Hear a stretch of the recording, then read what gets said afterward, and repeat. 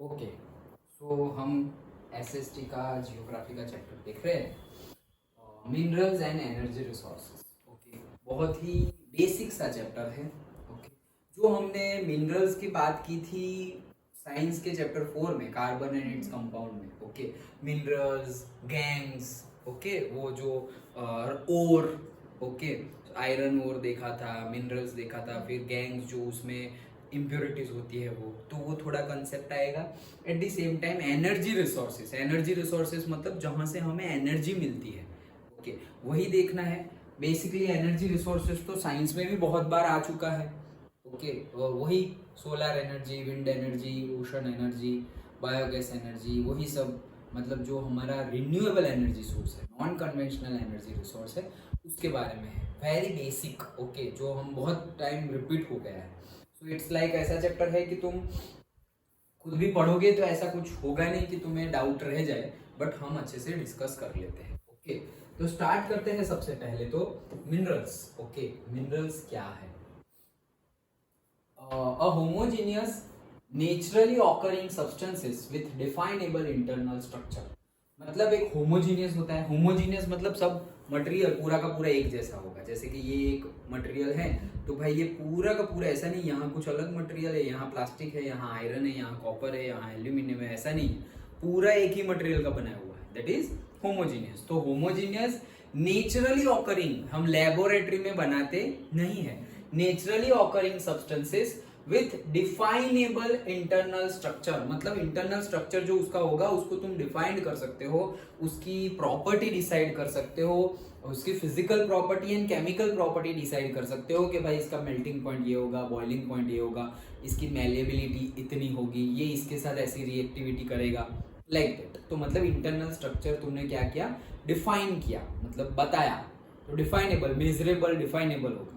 तो वही है, फिर से एक बार, होमोजीनियस है और नेचुरली ऑकरिंग है। So a homogeneous naturally occurring substance with definable internal structure is known as mineral. Done. Then देखो इसमें कई ये जो पूरी हमारी नोट्स है उसमें शायद 2-3 ऐसे जो जो क्वेश्चंस मुझे लगे हैं, मैंने जो देखे हैं वो मैंने लिख दिए हैं यहाँ पर। Okay, previous year questions. But फिर भी अगर जो रह जाते हैं, okay, that we will discuss afterwards. Okay, otherwise mostly तो मैंने जैसे हिस्ट्री में भी लिखे थे, यहाँ पर भी जो है वो मैंने मोस्टली लिखे हुए हैं। मोस्टली नहीं लिखे हुए हैं, 2-3 लिखे हुए हैं, बट मोस्टली मैंने सोच लिया है कि मैं तुम लोगों को प्रीवियस ईयर क्वेश्चन चैप्टर के दे दूंगा। Okay, maybe handwritten दे दूं या तो फिर वर्ड में टाइप करके दूं, but that I will give you. Okay, so you can read those only. क्यों? क्योंकि इसमें तो एनसीईआरटी है नहीं, एसएसटी में है बट उतना ज्यादा नहीं है, एसएसटी और इंग्लिश में। ओके, तो फिर तुम क्या पढ़ोगे? सो बेसिकली जो प्रीवियस ईयर क्वेश्चन पेपर्स है कि किस तरह से पूछा जाता है एसएसटी इंग्लिश, वही कंसेप्ट, क्या घुमा फिरा के पूछे, टॉपिक वही होगा। ओके, सो वैसे ही है, that I will give you. Okay, so hardest mineral कौन सा है? डायमंड। और सॉफ्टेस्ट कौन सा है? टॉक। ओके, टेल्क, मतलब जो पाउडर फॉर्म में हम बोलते हैं वो। Okay, so that is the talk. बोल रहा हूँ फिर से। ओके,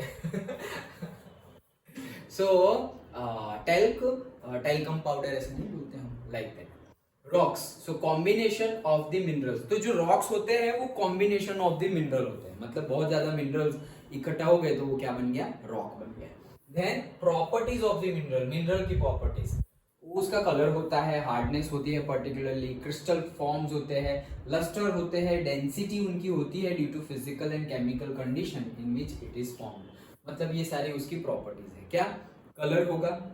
ओके, देखो दिखने में जो होगा वो, तो दिखने में तो भाई कलर होगा, लस्ट्रियस होगा मिनरल। ओके, देन डेंसिटी होगी। डेंसिटी मतलब कि कितना डेंस है। ओके, कितना ज्यादा है, मतलब ऐसा समझो कि ये रूम है, अभी रूम का अभी हम अगर मास करें कि ये रूम का मास कितना है, मतलब अंदर जो आइटम्स है उसका सब्सटेंसेस है, तो इतनी चेयर है, बोर्ड है, एसी है, फैन है और हम दो हैं, लाइक दैट, इतने होंगे। अभी बाकी सारे स्टूडेंट भी अभी आ जाएंगे तो बढ़ जाएगा मास, तो मतलब मास बढ़ गया मतलब डेंसिटी भी बढ़ गई। क्यों? वॉल्यूम तो उतना ही है, वॉल्यूम उतना ही है, डेंसिटी मतलब मास पर यूनिट वॉल्यूम। तो वॉल्यूम सेम रह रहा है लेकिन मास बढ़ जा रहा है, तो डेंसिटी क्या हो जाएगी, बढ़ जाएगी, डायरेक्टली प्रोपोर्शनल। ओके, सो डेंसिटी भी उसका एक प्रॉपर्टी है क्रिस्टल फॉर्म्स। देन जियोग्राफर्स, सो जियोग्राफर्स मतलब के जो स्टडी करते हैं, ओके, जियोलॉजिस्ट जिसे हम बोलते हैं, तो जियोग्राफर भी बोलते हैं। ओके, सो दे स्टडी मिनरल्स। चलो जल्दी फटाफट यहाँ बैठ जाओ लावण्या, रेड पे, तुम वहां बैठ जाओ ब्लैक पे। सो जियोग्राफर्स, चलो ध्यान दो, geographers they study minerals as a part of earth crust for better understanding of land forms. तो जो हमारे लैंड फॉर्म्स है उनको अच्छे से अंडरस्टैंड करते हैं, मतलब रिसर्चर ही है, साइंटिस्ट ही है, ओके, तो उसको अंडरस्टैंड करते हैं मिनरल्स को। Then they are interested in distribution of the minerals and associated economic activity।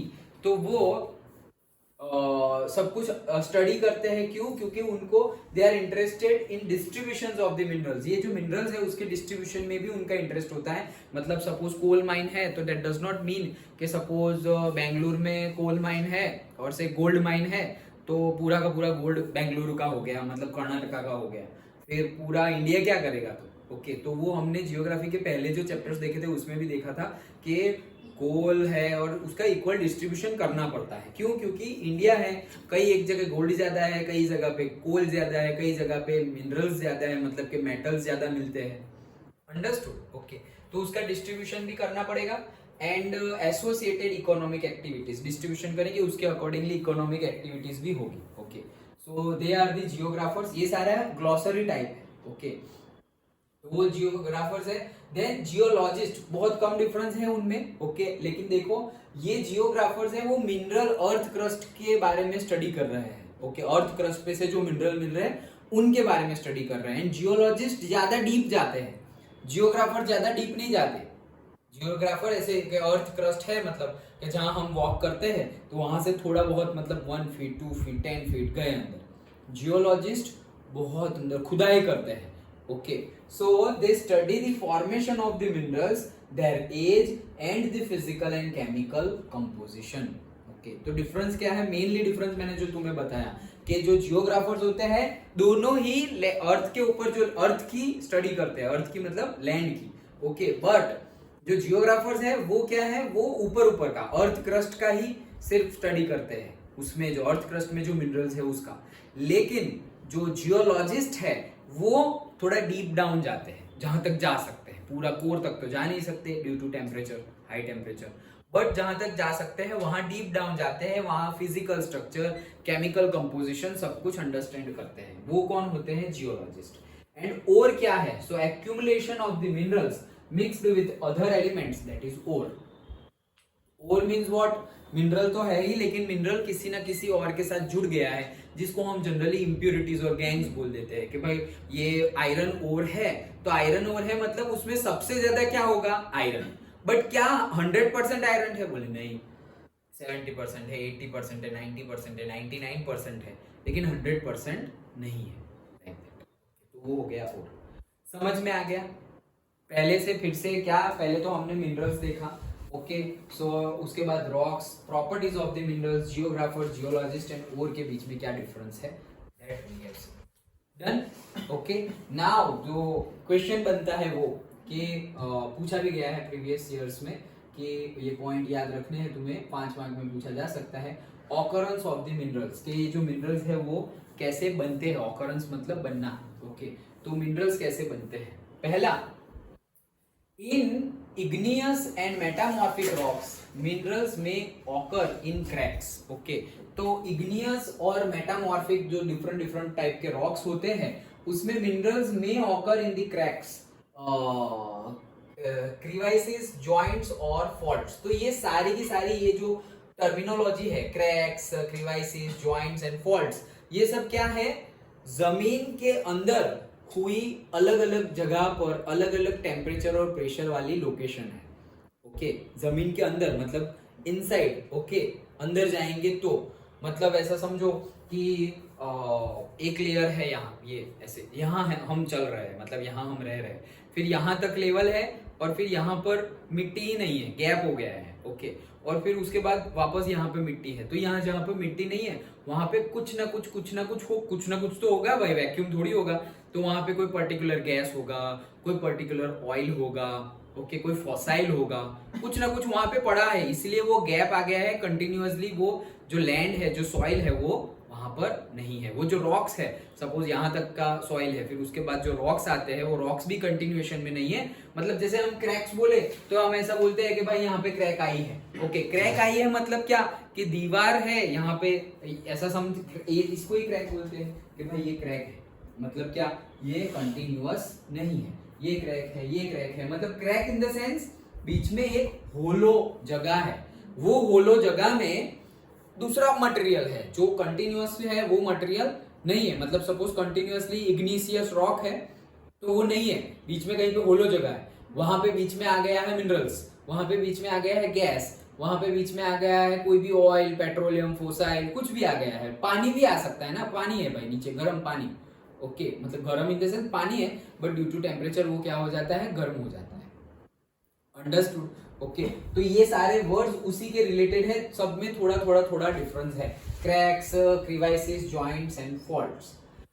The smaller occurrences are called veins and the larger are called lodes. तो याद रखना, सपोज क्रैक है, ओके, तो क्रैक है, तो अगर छोटी क्रैक है उसको हम क्या बोलते हैं, वेन्स। ये जो हमारी वेन्स होती है वैसे वेन्स। और जो लार्जर जगह बन गई, मतलब ऐसा समझो कि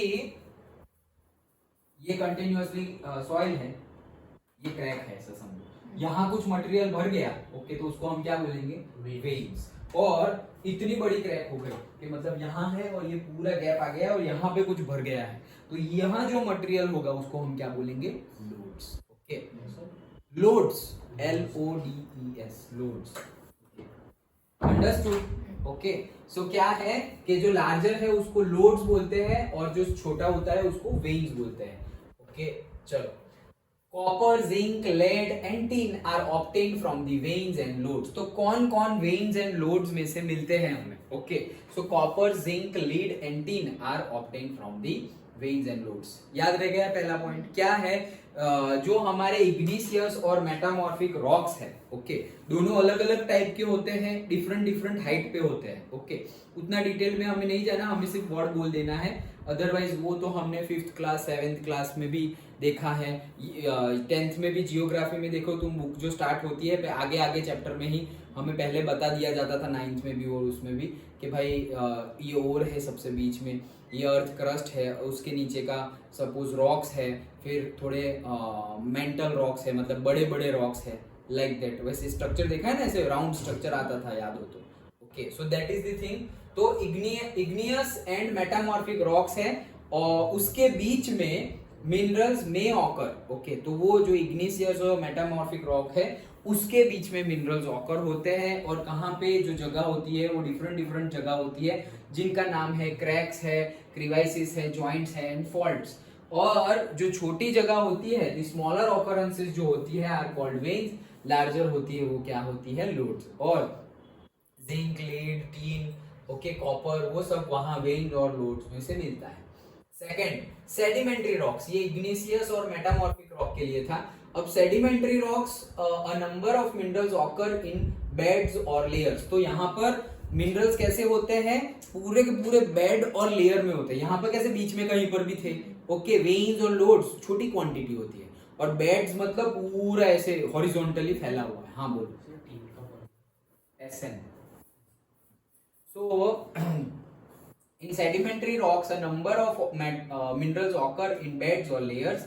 Their formation is the result of अब वो कैसे बनता है, तो decomposition, accumulation, concentration in horizontal strata.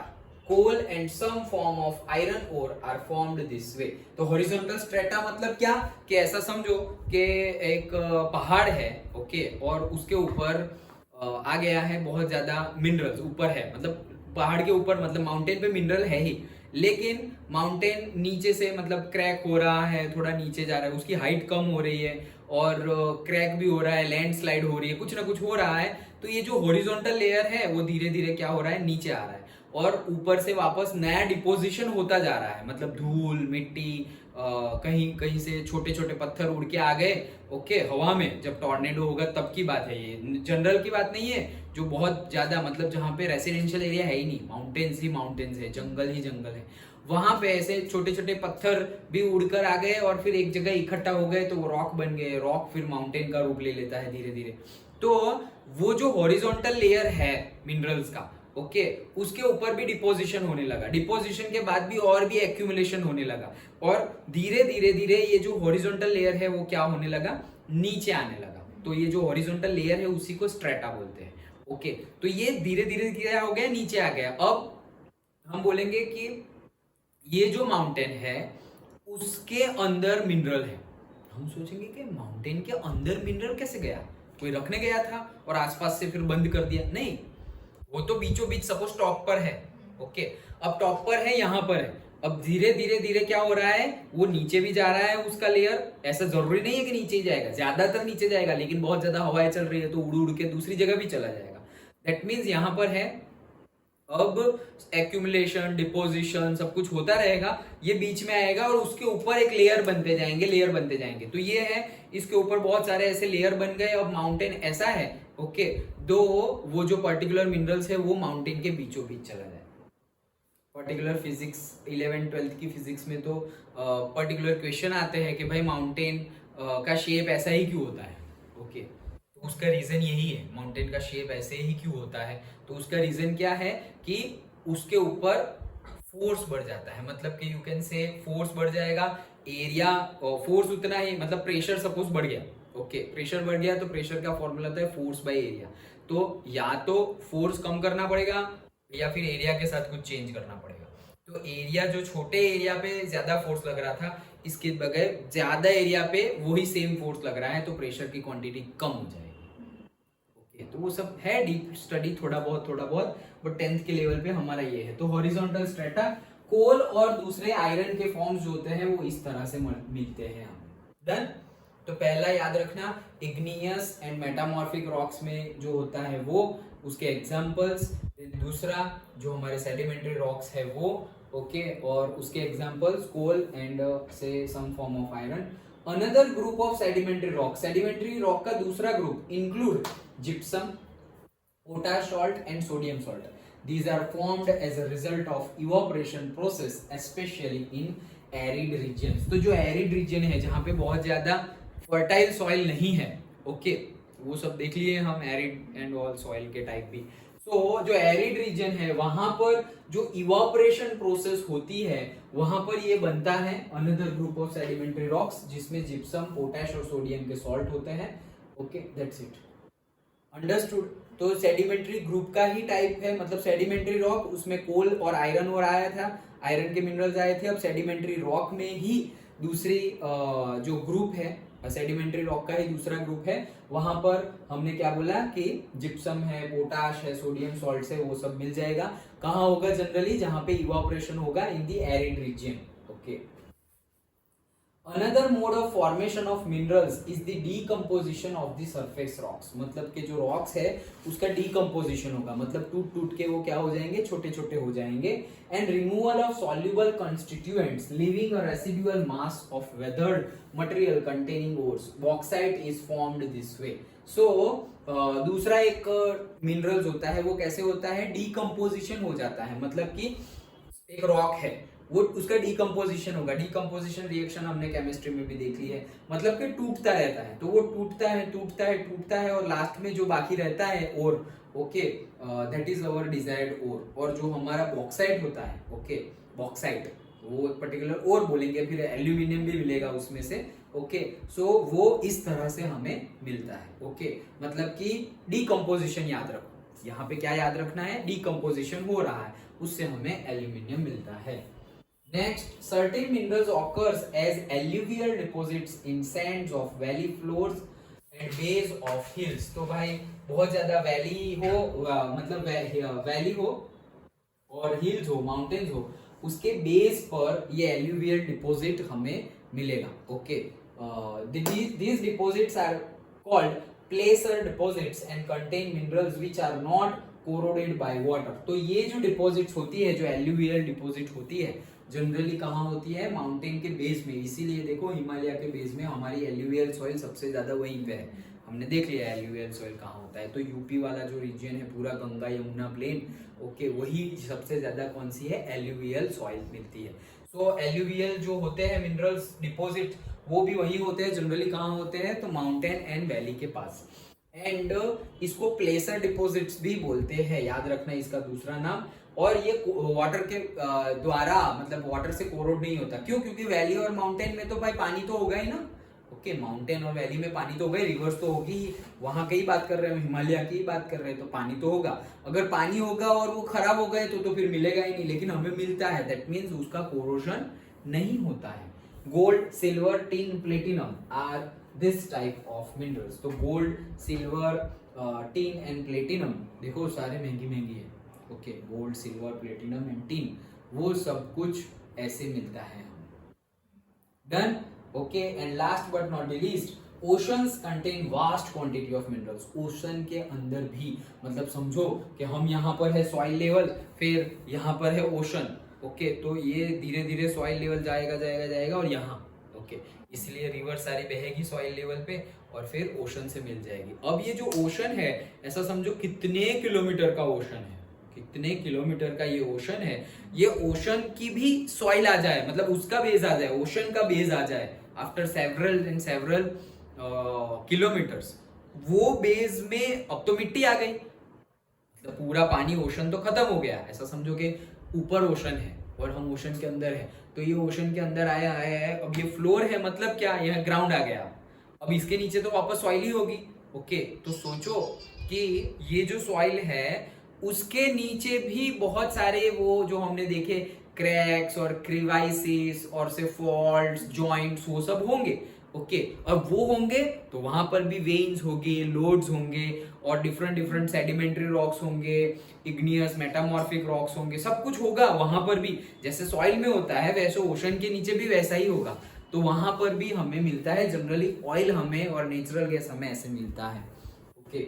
So common salt, magnesium and bromine is derived from ocean water. तो ओशन वाटर में से मिलता है ना, ये तो वाटर की बात है, ये ओशन कंटेन्स, मतलब ओशन की बात थी। मैंने जो बताया वो ओशन के नीचे का बताया मैंने, ओके, जहां पे से हमें ऑयल है, क्रूड ऑयल है और गैसेस मिलते हैं। ये common salt, magnesium and bromine मिलता है ओशन वाटर से। Ocean beds are rich in manganese nodules, okay, तो पर्टिकुलर मैंगनीज नोड्यूल्स मतलब मैंगनीज का ओर समझ लो, तो वो ज्यादा होता है। ओशन जो होता है ओशन में क्या होता है कि मैंगनीज का नोड्यूल भी बहुत ज्यादा क्वांटिटी में। डन, समझ में आ गया। तो ये ऑकरेंस ऑफ मिनरल्स का क्वेश्चन हो सकता है, 5 मार्क में भी पूछा जा सकता है। तो तुम्हें 1 बाय 1 याद रख के लिख देना है, igneous and metamorphic rocks, sedimentary rocks, फिर सेडिमेंट्री रॉक्स का दूसरा ग्रुप, फिर ओशन वाला जो अभी हमने लास्ट में देखा वो, ओके, फिर जो हॉरिजॉन्टल स्ट्रेटा बनते थे वो सारे के सारे याद रख के लिख देने हैं और विद द एग्जाम्पल। अंडरस्टूड, समझ में आया, ओके। इजी लग रहा है ना चैप्टर या नहीं? थोड़ा थोड़ा याद रखने का ज्यादा, हाँ वो तो है, याद रखने का ज्यादा है, यस, मतलब वही है, लॉजिकल ऐसा कुछ ज्यादा नहीं है कि समझ में ना आए, बट याद रखने का ज्यादा है, एग्री, यस।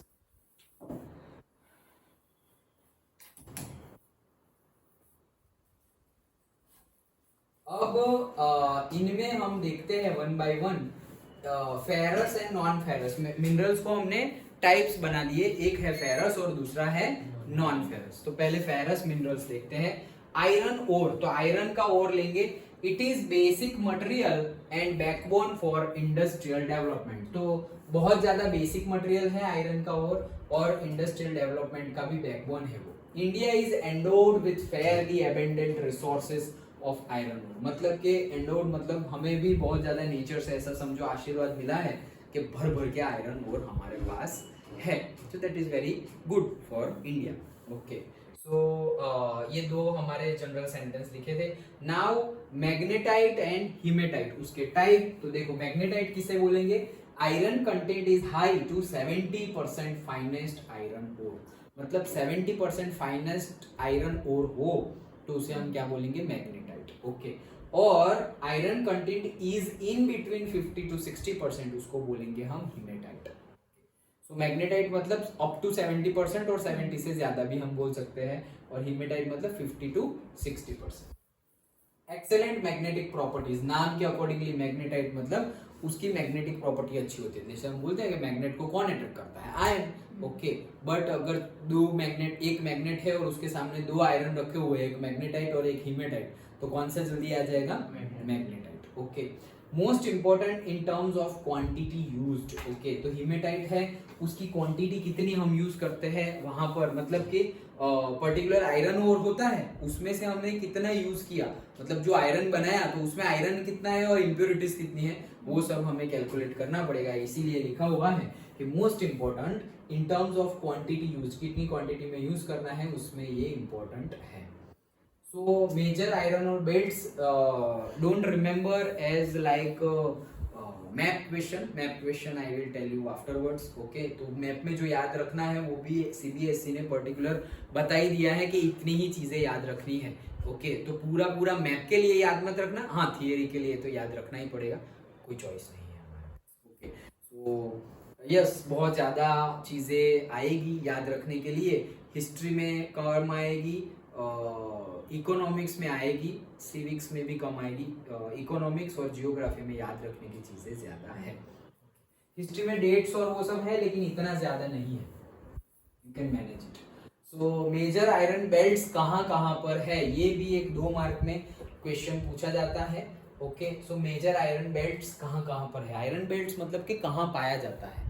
तो पहला Odisha Jharkhand belt, in Odisha high grade haematite ore is found in Badampahar mines in the Keonjhar and Mayurbhanj district. Okay, ये मयूरभंज आता है मैप में। Okay, that we will discuss during the map discussion, but नाम याद रख लेना क्या क्या है कि भाई सबसे ज्यादा हीमेटाइट मिलता है ओडिशा झारखंड बेल्ट पे, मतलब ऐसा समझो बिहार छत्तीसगढ़ के बाद में। हाँ बोलो सर, मतलब अगर पूछे तो पूरा डायरेक्ट मयूरभंज डिस्ट्रिक्ट ही वो करना है या मैप में, झारखंड मैप में नहीं, मतलब उड़ीसा झारखंड तो भाई बहुत बड़ा डिस्ट्रिक्ट, बहुत बड़ा स्टेट हो गया, तो मतलब ऐसा समझो कि तुम्हें बोले कि भाई द्वारका कहाँ है, तो तुम उस कोने के छोड़ के ऐसे भरूच के साइड द्वारका दिखा दो तो गलत हो जाएगा। सो वो स्टेट में 19-20 चलेगा, 15-20 नहीं चलेगा।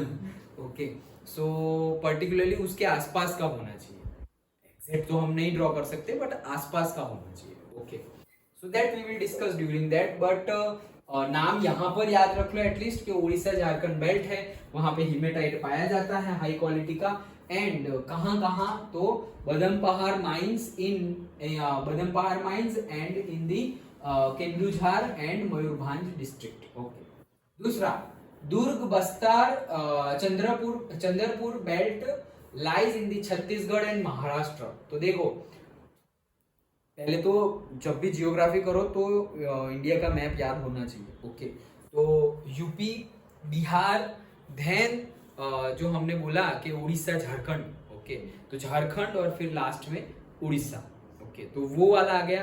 अब उड़ीसा और झारखंड आया, उसी के आसपास का हम बोल रहे हैं कि दुर्ग बस्तर चंद्रपुर बेल्ट कहाँ पर, छत्तीसगढ़ एंड महाराष्ट्र, मतलब छत्तीसगढ़ ऐसे नीचे थोड़ा वो सी हॉर्स जैसा शेप है ना, वो पूरा छत्तीसगढ़ है। ओके, मैप याद रख लेना इंडिया का।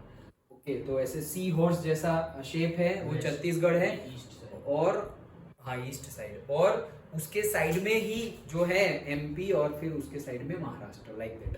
सो छत्तीसगढ़ एंड महाराष्ट्र में ये पाया जाता है। Okay, very high grade haematite, यहाँ पर भी हीमेटाइट ही मिलता है in the Bailadila range of hills in Bastar district. It has the best physical properties needed for the steel making. तो भाई इसकी फिजिकल प्रॉपर्टी बहुत ही अच्छी है। ओके, स्टील मेकिंग के लिए, क्योंकि स्टील में हमें आयरन का यूज करना होता है, तो ये जो मिलता है हमें वो बेस्ट होता है, जो छत्तीसगढ़ महाराष्ट्र रीजन में मिलता है वो। Then third Ballari, Chitradurga, Chikmagalur and Tumkur belt. Okay, these are South India. Okay, नाम से ही पता चल जाएगा। सो कर्नाटका है इसमें, देखो सर लिखा हुआ है ये इन कर्नाटका, मैं सारी जगह गया हूँ। ओके, घूमने के लिए, नॉट की माइंस देखने के लिए। सो यहाँ पे बहुत बड़े बड़े माउंटेन्स हैं। क्या क्या? ये नाम याद रखो। नहीं, याद, लेकिन थियरी के लिए तो याद रखना है। थियरी के लिए नाम याद रखने हैं, मैप के लिए नहीं रखने हैं। ओके, थियरी के लिए नाम याद रखने हैं, Ballari, Chitradurga, Chikmagaluru and Tumkur. Okay, so ये फिर वापस ये कर्नाटका है, लेकिन ये तुमकुर फिर वापस वो जो अपना आंध्र प्रदेश है वहां टच हो जाएगा। ये तो मुझे पता है इसलिए, but you have to see the map very clearly. जहां जहां तुम्हें थियरी में जो आ रहा है वो वर्ड दिखे तो कॉन्शियस हो जाए, ओह ये दुर्ग, ये बस्तर बस्तर बोल रहे थे, ये रहा बस्तर। Okay, like that. वैसे नॉट ओनली स्टेट्स नेम तो तुम्हें याद होने ही चाहिए, 100% एक्यूरेट, बट साथ साथ में ये सारे डिस्ट्रिक्ट है, जगह है। ओके, तो वो भी याद होना चाहिए। लाइज इन द, इसमें हमें सपोज 5 लिखे हैं, उसमें से तुम 2 भी भूल जाओ तो भी चलेगा, 5 भूल जाओ तो नहीं चलेगा। ओके, सो कर्नाटका, लेकिन याद 5 रखने हैं सो दैट हम सेफर साइड रहे। In which has large reserves of iron ores. Okay, Kudremukh mines located in the Western Ghats is 100% export unit. तो जो कुद्रेमुख माइंस है वेस्टर्न घाट पर, जो पूरा हमारा वेस्टर्न घाट है, ऐसे ट्रायंगल बनता है, ओके, पेनिनसुलर प्लेट्यू का, तो ये जो वेस्टर्न घाट है मतलब जो महाराष्ट्र से स्टार्ट हो जाता है और लास्ट में केरला तक जाता है, वेस्टर्न घाट, गोवा और कर्नाटका और सब कुछ। ओके, तो वो जो पूरा वेस्टर्न घाट्स है वहां पर कुद्रेमुख माइंस है, वो पूरा का पूरा 100% एक्सपोर्ट यूनिट है, मतलब वहां से सब कुछ क्या होता है, एक्सपोर्ट ही होता है। वही चीज है, याद रखने के लिए ही है, सब कुछ रट्टा ही मारना है। ओके, ज्यादा कुछ लॉजिकली है नहीं, लेकिन हमें लॉजिक बिठाना पड़ेगा कि भाई लॉजिक मतलब सिर्फ याद रखने के लिए, जैसे हमने उसमें याद रखा इग्नीशियस, मेटामॉर्फिक, सेडिमेंट्री का टाइप, ओशन वाला, लाइक दैट, डिफरेंट। वैसे ही यहाँ पर कि भाई पहले आ गए हम कहाँ चले गए थे, उड़ीसा, झारखंड, फिर हम चले गए छत्तीसगढ़, महाराष्ट्र, और फिर और नीचे चले गए कर्नाटका में, like that. Okay, so Bellary, Chitradurga, Chikmagalur, Tumkur वो हमने देख लिया। Then Maharashtra, Goa belt. भाई आज 5 बजे का टाइम था, पता है ना तुम लोगों को? 5 बजे का टाइम था, सुबह से मैसेज किया था। चलो बैठ जाओ। महाराष्ट्र, गोवा बेल्ट, तो अब महाराष्ट्र और गोवा बेल्ट, देखो वेस्टर्न घाट ही है वापस। सो महाराष्ट्र, गोवा, एक मार्क में ये पूछा जाता है, कहाँ गया गोमुख, कुद्रेमुख। ओके, कौन सी माइन 100% एक्सपोर्ट करती है, एक मार्क में, तो that is Kudremukh mines. Okay, so Maharashtra Goa belt includes the state of Goa and Ratnagiri district of Maharashtra, वो आम वाला। Okay, so the ores are not very high quality, यहाँ के ores इतने ज्यादा हाई क्वालिटी के नहीं होते, yet efficiently exploited, मतलब फिर भी उसका efficiently exploited मतलब यूज किया जा सकता है। तो वो वाला भी एक मार्क में पूछा जाता है, कहाँ गया, नहीं, स्टील मेकिंग। ओके, सो दुर्ग, बस्तर, चंद्रपुर बेल्ट में जो छत्तीसगढ़ महाराष्ट्र में है, वहां पर जो हाई क्वालिटी का हिमेटाइट मिलता है, आयरन ओर मिलता है, वो स्टील मेकिंग के लिए यूज है। एक कुद्रेमुख वाला एक मार्क में, स्टील मेकिंग वाला भी एक मार्क में पूछा जा सकता है। एक मार्क में तो वैसे बहुत सारे क्वेश्चंस बन सकते हैं, बट ये जो ज्यादातर पूछे गए हैं वो मैं तुम्हें बता रहा हूँ, प्रीवियस ईयर क्वेश्चंस बता रहा हूँ। वापस बनाना हो तो कुछ भी बना सकते हैं। ओके, कि भाई एमसीक्यू बोल देंगे कि हाई क्वालिटी का हिमेटाइट जो स्टील मेकिंग के लिए यूज होता है वो कहाँ पाया जाता है, तो उड़ीसा, बस्तर, बल्लारी एंड गोवा, तो आएगा बस्तर। ओके, और सब कुछ सेम जैसा ही लगेगा एमसीक्यू में, तो सब सेम ही है, बट सेम नहीं है। तो वो तुमने डीपली अच्छे से रट्टा मारा होगा, वही बोलना पड़ेगा, रट्टा मारा होगा तो ही याद रहेगा। ओके, क्योंकि याद लॉजिकली यहाँ कुछ नहीं है, याद ही रखना है। डन। ज्यादा से ज्यादा याद तुम कब रख पाओगे, ये बहुत ज्यादा छोटी छोटी ट्रिक्स है लेकिन बहुत काम आती है। सबसे पहले इंडिया का मैप याद कर लो, इंक्लूडिंग स्टेट्स। ओके, पहले से सब पता होना चाहिए। गुजरात है, गुजरात के ऊपर राजस्थान है, नीचे यहाँ महाराष्ट्र है, महाराष्ट्र के नीचे गोवा चला गया, कर्नाटका आ गया, केरला आ गया, ऐसे पूरा केरला के बाजू में तमिलनाडु आ गया, उसके ऊपर तेलंगाना आ गया। सब कुछ लाइन में ही याद होना चाहिए कि इसका पड़ोसी ये है, इसका पड़ोसी स्टेट ये है।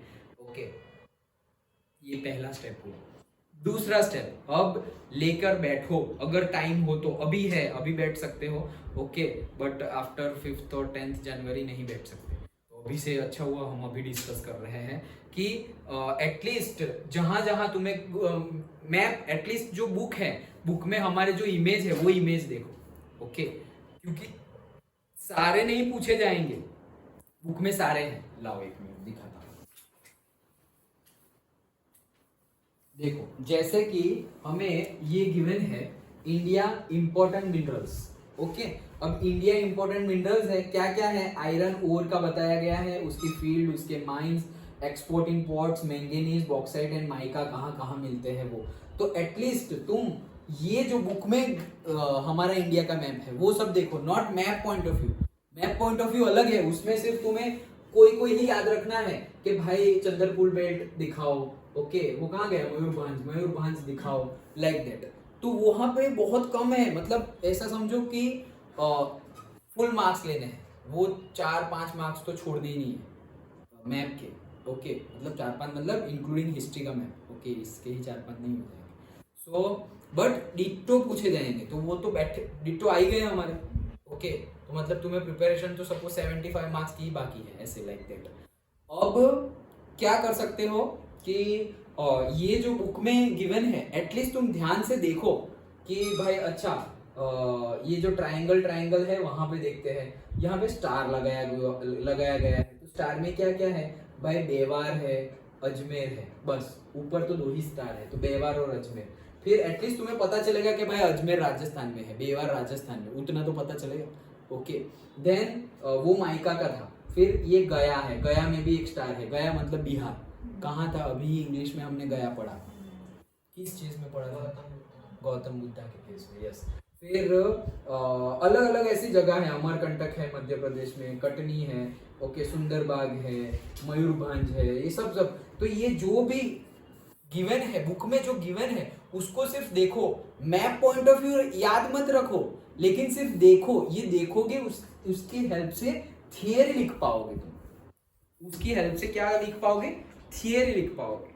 और ये एक मेथड हो गई, पहला तो इंडिया का मैप, दूसरा ये जो बुक में गिवन है, तीसरा मैप से ना याद रखना हो तो डिट्टो रट्टा मार दो कि भाई कुछ ना कुछ ऐसे बुक बना दो कि यहाँ पे ओजे बन गया है, यहाँ पे बन गया है डीबीसी बेल्ट, ओके, बीसीसीटी, ओके, और महाराष्ट्र गोवा बेल्ट, ये तो गोवा बेल्ट ऐसे बोल दो डायरेक्टली, एमजी बेल्ट। वैसे कुछ ना कुछ शॉर्ट फॉर्म बना लो, गाना बना लो, कोई वर्ड बना लो और उससे याद रख लो। Done?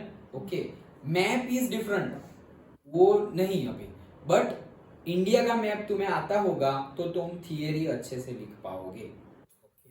Not only for this chapter, पूरी जियोग्राफी में। ओके, हाँ चलो, तो मेजर आयरन बेल्ट्स कहाँ कहाँ है पता चल गया।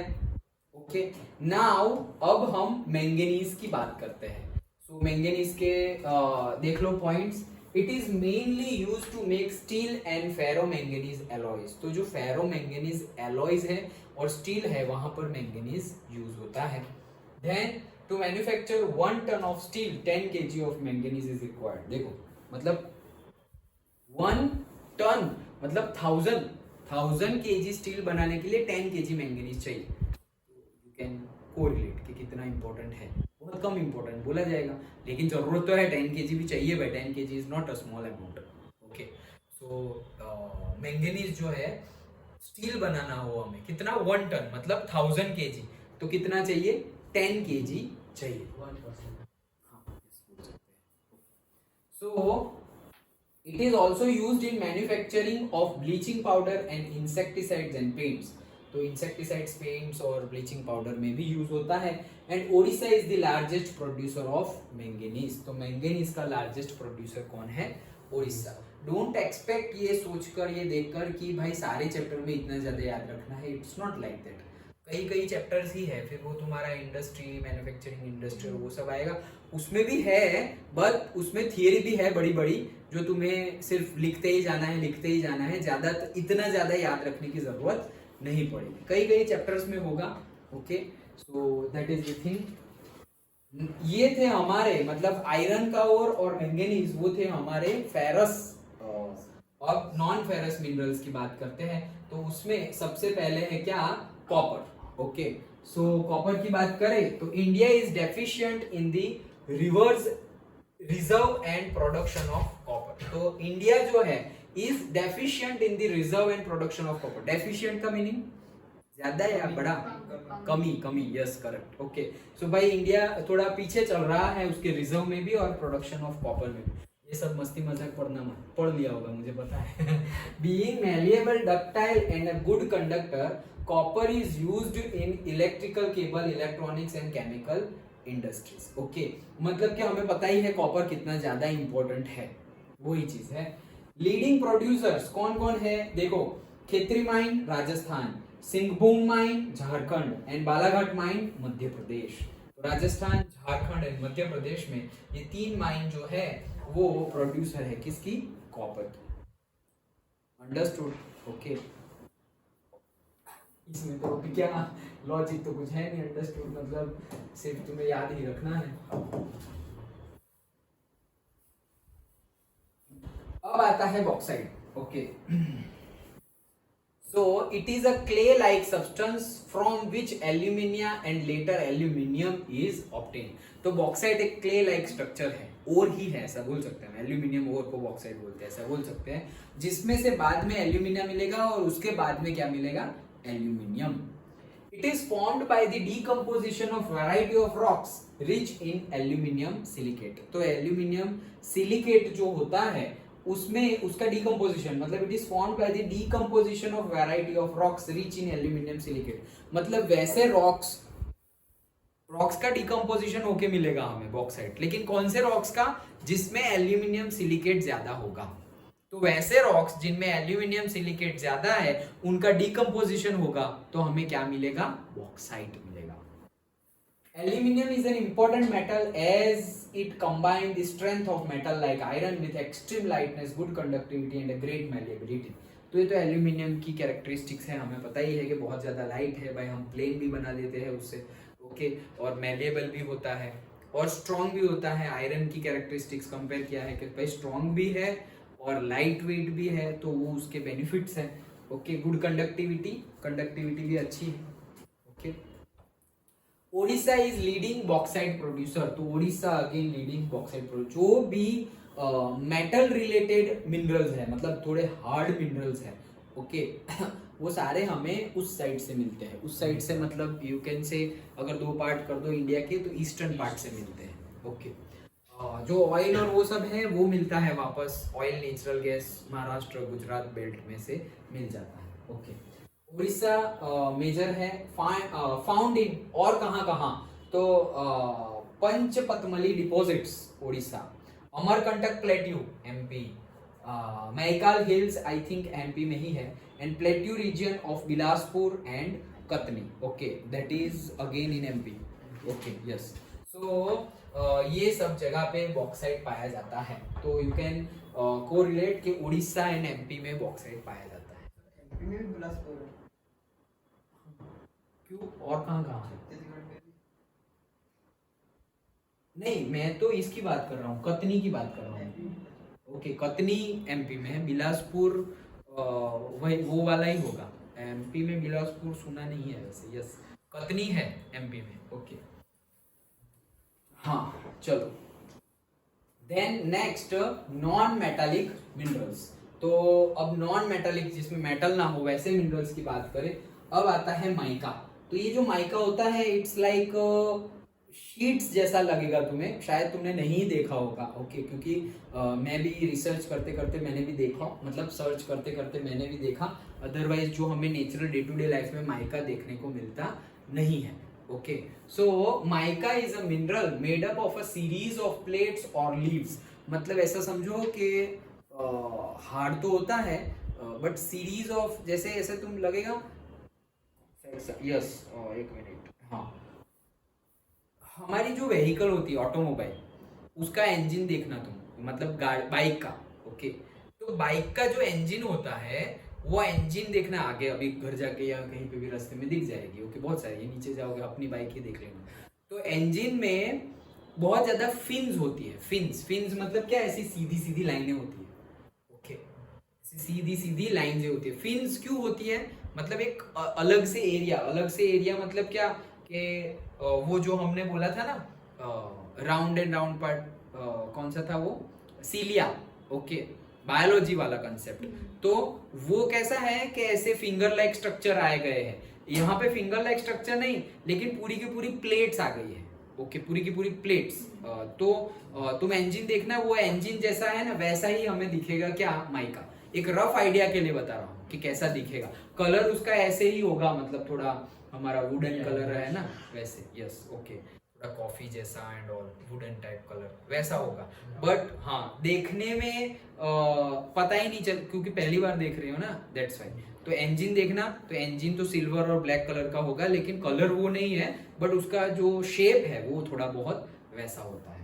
सो it splits easily into thin sheets, वो इजीली थिन शीट्स में स्प्लिट हो सकता है।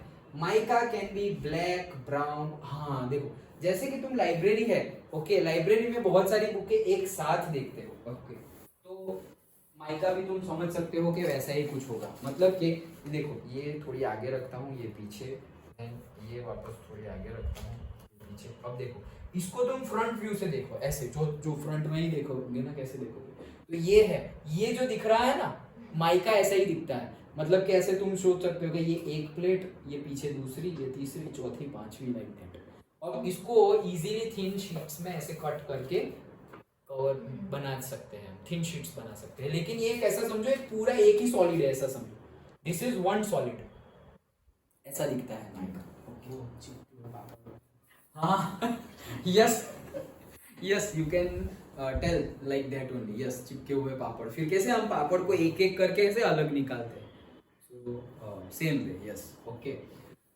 हाँ, so it splits easily into thin sheets. Mica can be black, brown, green, red, yellow, brown. Majorly जो होते हैं वो होते हैं yellow, brown and black colour के, ओके।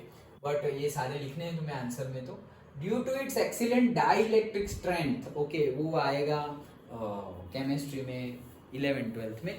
सो उसकी जो डाई इलेक्ट्रिक स्ट्रेंथ बहुत ज्यादा है, low power loss factor, power loss factor उसका कम है, insulating properties and resistance to high voltage makes it most indispensable raw material for electric and electronic industry। मतलब कि ये सारी प्रॉपर्टी की वजह से वो एक बहुत ही ज्यादा, मतलब जिसको हम निग्लेक्ट नहीं कर सकते, बहुत ज्यादा इंपॉर्टेंट इंडिस्पेंसेबल मटेरियल है, ओके, कि उसको हम छोड़ नहीं सकते, उसके बगैर नहीं होगा, वैसा एक मटेरियल बन जाता है इलेक्ट्रॉनिक्स एंड इलेक्ट्रिकल इंडस्ट्री के लिए। कहाँ पाया जाता है, तो नॉर्दर्न एज ऑफ दी छोटा नागपुर प्लेट्यू, गया, कोडरमा, हजारीबाग बेल्ट झारखंड, अजमेर राजस्थान एंड नेल्लोर आंध्र प्रदेश, यहाँ पर ये माइका पाया जाता है, ओके।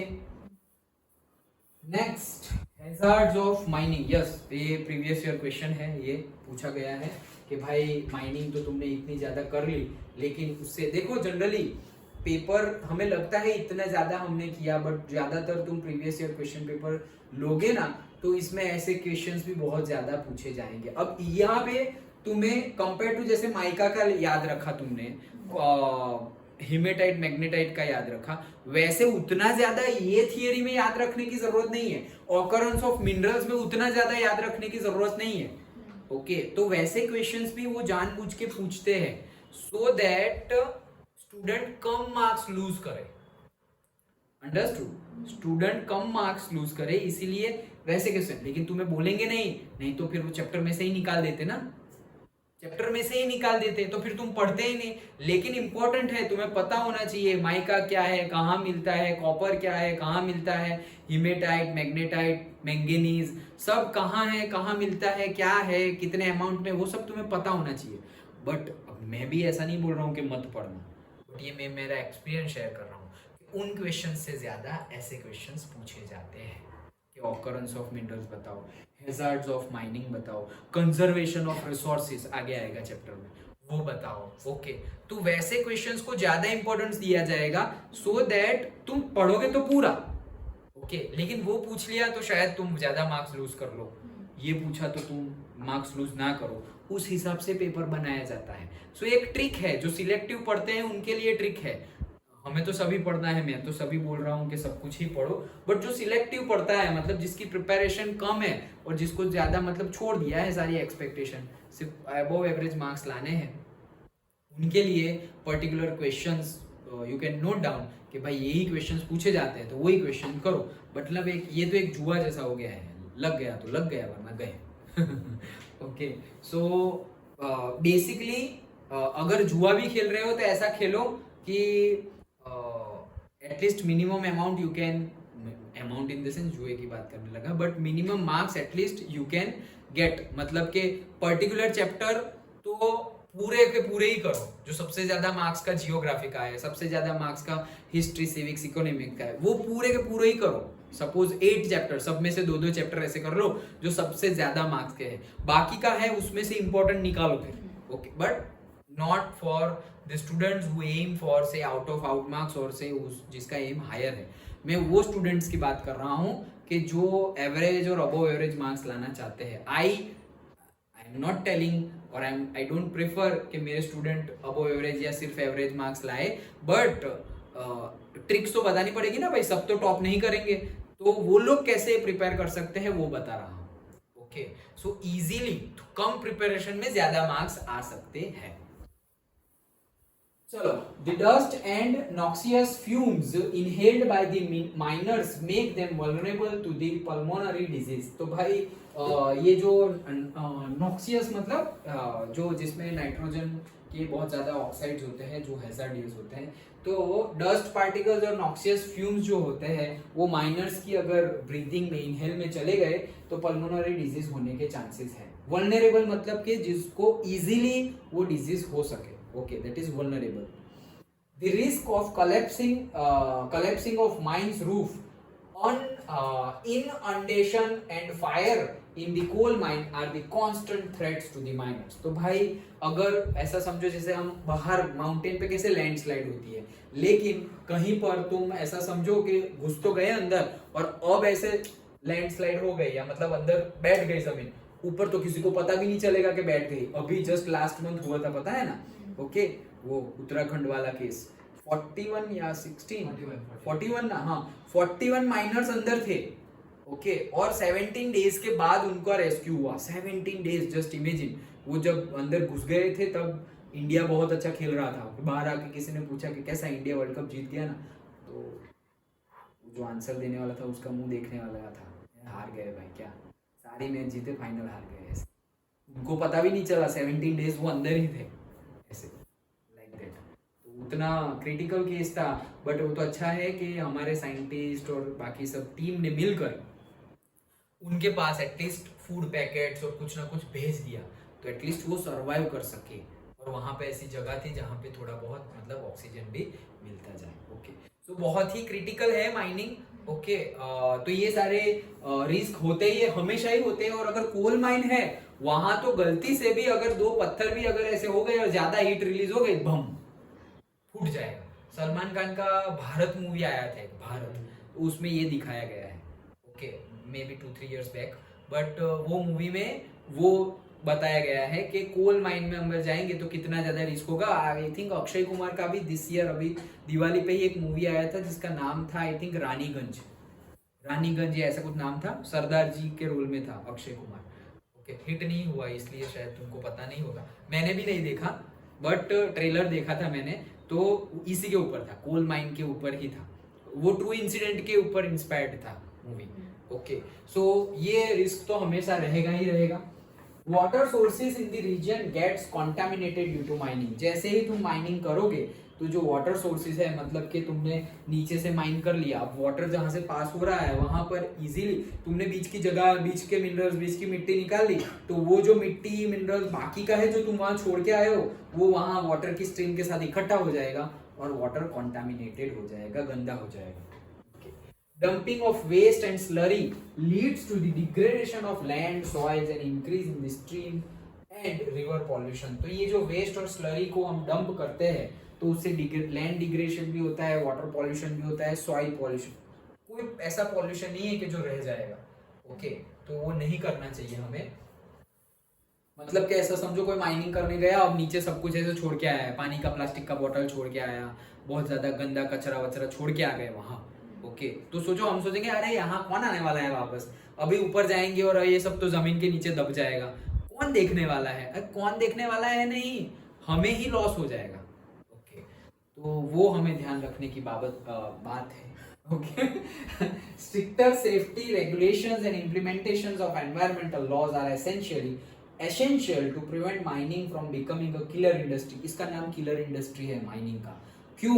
क्योंकि बहुत ज्यादा एनवायरमेंट के रूल्स एंड रेगुलेशंस फॉलो करने पड़े, बना तो दिए हमारी गवर्नमेंट ने, लेकिन फॉलो नहीं होते हैं, तो वो फॉलो करने पड़ेंगे।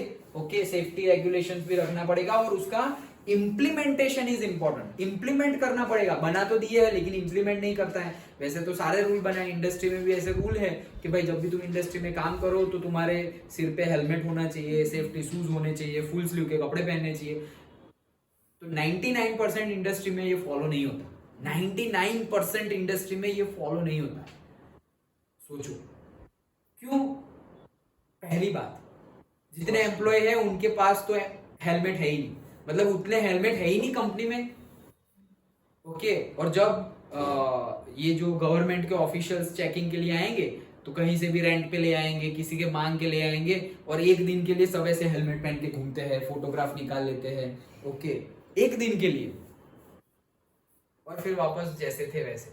और दूसरी बात, अगर हेलमेट है फिर भी नहीं पहनते, क्यों? एटीट्यूड, अपने को कुछ नहीं होगा। Like that. अरे इतना छोटा सा काम है, यहां से वहां जाके आना है, तो उसमें मैं हेलमेट पहन के जाऊं, लाइक दैट। जैसे हम बाइक पे हेलमेट नहीं पहनते, रूल्स के हिसाब से पहनना चाहिए, रूल्स के हिसाब से साइकिल पे भी पहनना चाहिए। हाँ, रूल्स के हिसाब से साइकिल पे भी पहनना चाहिए। तो साइकिल तो छोड़ो, हम तो बाइक पर भी नहीं पहनते। कार चलाओ तो सीट बेल्ट लगाना चाहिए, वो भी हम नहीं लगाते। ओके, तो ये सारे रूल्स एंड रेगुलेशंस हैं, बट अगर हम फॉलो नहीं करेंगे तो सबसे ज्यादा नुकसान हमें और सोसाइटी को और एनवायरनमेंट को होगा। तो वही चीज बता रहे हैं, ऐसा अगर नहीं किया, हमने इम्प्लीमेंट नहीं किया, तो भाई ये किलर इंडस्ट्री बन जाएगी। Motivation, if you believed in Santa Claus है ना अभी, सेंटा फॉर 9 years, मतलब छोटे थे तो हम सेंटा में बिलीव करते थे तुम लोग। ओके, किसी ने करवाया होगा जानबूझ के, एकदम छोटे हो तो तब नहीं किए रहे तो मतलब good. You can believe in your self for 5 minutes, मतलब अगर सेंटा में तुम बिलीव कर सकते हो, ओके, तो तुम मतलब जो चीज है ही नहीं एक्चुअली, मतलब वो क्या है, परसेप्शन, कि कोई ऐसे आते हैं दादाजी सबके लिए गिफ्ट लेकर और फिर सबको देते हैं। परसेप्शन है कि भाई वो आएंगे और वो गिफ्ट भी कौन सा होगा, हमारे विश के अकॉर्डिंगली गिफ्ट होगा। मुझे तो भाई लोगों ने मतलब दोस्तों ने ऐसे सब बताया था क्या, कि सेंटा आता है और फिर करना क्या है। देखो एक मेरा इंसिडेंट बताता हूँ। एक मेरे दोस्त ने, पता नहीं कौन सा दोस्त था या कौन था, बट क्या बोला पता है, कि 24th को, 25 को क्रिसमस होती है, तो बोले 24th को रात को जब हम सो जाए तो वो जो हम सॉक्स पहनते हैं ना, सॉक्स ये वाले, तो वो सॉक्स वाइट कलर का ले करके उसके अंदर पता नहीं कुछ रखो, पेंसिल रखो, पता नहीं किसने ये स्टोरी बनाई थी, तो पेंसिल रखो, ये रखो, और फिर वो सॉक्स को है ना कहीं पे लटका देना है, बांध देना है, और फिर जो भी हमारी विश हो ना, वो विश उसके अंदर या फिर उसके नीचे ऐसे रख देनी है। तो 25th को वो विश अगर जल्दी पूरी हो सकती हो, वैसी विश हो तो वो पूरी हो जाएगी, और ना हो जल्दी पूरी वैसी, तो एटलीस्ट 1 month में या 3 month में तो वो विश पूरी हो जाएगी। ऐसा मेरे फ्रेंड्स ने मुझे बता दिया था, तो मानता तो नहीं था। फिर मैंने डायरेक्टली घर पे अपने ही पेरेंट्स, ऐसा होता है क्या? अरे ऐसा कुछ नहीं होता। ओके, मतलब जिनकी विश पूरी होती है वो उनके ही पेरेंट्स उनके लिए ऐसा कुछ कर देते हैं, ओके, जिससे कि बच्चे का दिल ना टूटे और वो अच्छी चीजों में बिलीव रखे। ओके, कि भाई सेंटा का मतलब क्या, कि जो तुम्हारी विश है, अगर तुम सब कुछ सही सही कर रहे हो तो सेंटा आएगा और तुम्हारी विश पूरी करेगा। तो हमारे सेंटा तो भाई हमारे पेरेंट्स, हमारे गॉड ही है, ओके, जो हमारी विश पूरी करते ही है, कितना भी लेट हो लेकिन करते जरूर है। Okay, like that.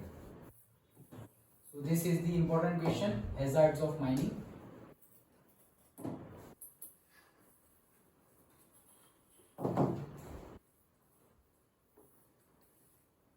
नेक्स्ट तो ये देखो, जैसे मैंने स्टार्टिंग में बताया, need and method of conservation of minerals, ये एक पीवाईक्यू है, ओके, जो पूछा जाता है, तो नोट्स में इंक्लूड करने का रह गया है, that we will discuss afterwards, but important question, तो जैसे मैंने बताया था कि इंपॉर्टेंट पीवाईक्यू मैं दे दूंगा, ओके, तो है ही, मतलब इसमें लिखना क्या है, देखो बेसिक आंसर है, लाओ ना अभी डिस्कस कर लेते हैं, बुक लाओ, okay. So need and method, सबसे पहले तो नीड क्या है, ये जो हमारे रिसोर्सेस है, ओके, और मिनरल्स है, उसकी नीड क्या है भाई कंजर्व करने की, भाई नीड क्या है, मतलब अगर कंजर्व नहीं किया, संभाला नहीं, खत्म हो जाएगा, और खत्म हो गया तो ये ऐसी बात तो है नहीं कि भाई 5 मिनट में बन गई, 2 मिनट में मैगी नूडल्स, ऐसा तो है नहीं, ओके भाई 500 साल, मिलियंस ऑफ इयर्स लगते हैं कोल, पेट्रोलियम, वो सब बनने में, तो अगर संभालेंगे तो खत्म हो जाएगा, खत्म हो जाएगा तो एनर्जी क्राइसिस हो सकता है, ओके। सो नीड तो है, ओके, देन मेथड, कि भाई नीड है तो क्या मेथड है भाई, कैसे कंजर्व करते हैं, ओके, तो वही चीज हमें देखनी है, जैसे कि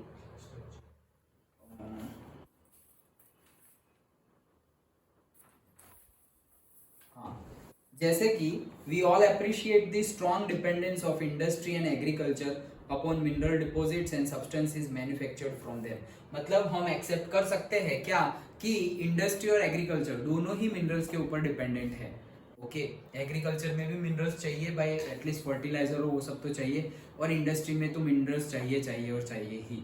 सो the total volume of workable minerals deposits in an insignificant fraction 1% of the earth crust, we are rapidly consuming minerals, मतलब the total volume of workable minerals deposit is an insignificant fraction 1% of the earth crust, मतलब total mineral अभी जो earth crust है, okay, उसका सिर्फ 1% ही workable है, okay, मतलब जो जिसकी टेक्नोलॉजी हमारे पास है जो हम निकाल सकते हैं, बाकी तो भाई बहुत भर भर के अर्थ पड़ी है, बट ऐसे इंस्ट्रूमेंट ही नहीं है कि तुम इतने नीचे जा सको, इतना हाई टेम्परेचर प्रेशर को विथस्टैंड कर सके।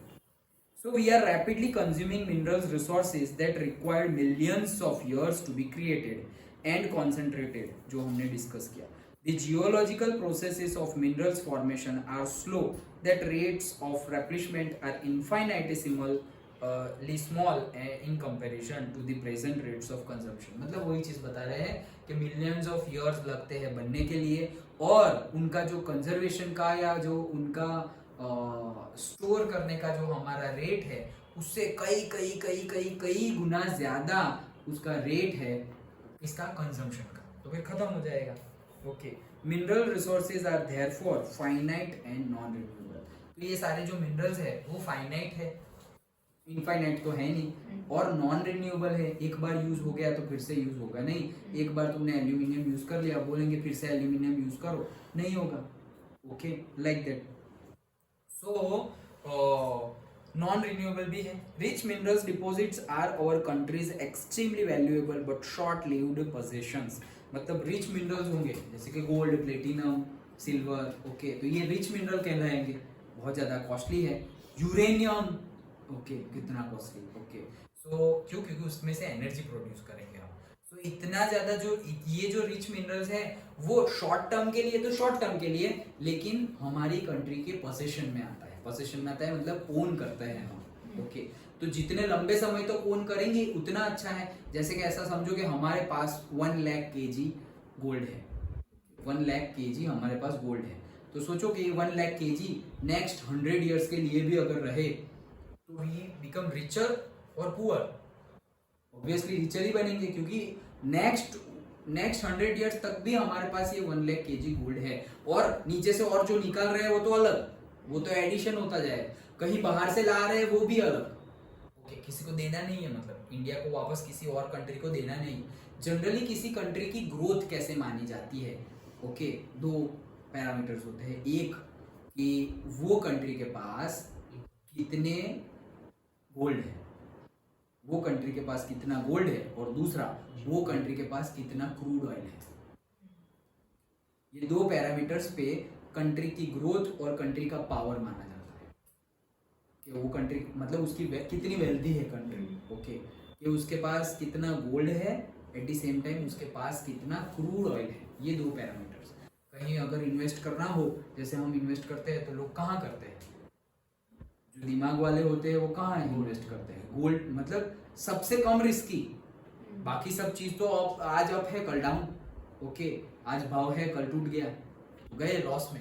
बट गोल्ड और क्रूड ऑयल ऐसी चीजें है तो नॉन रिन्यूएबल, फिर से आने वाली नहीं है।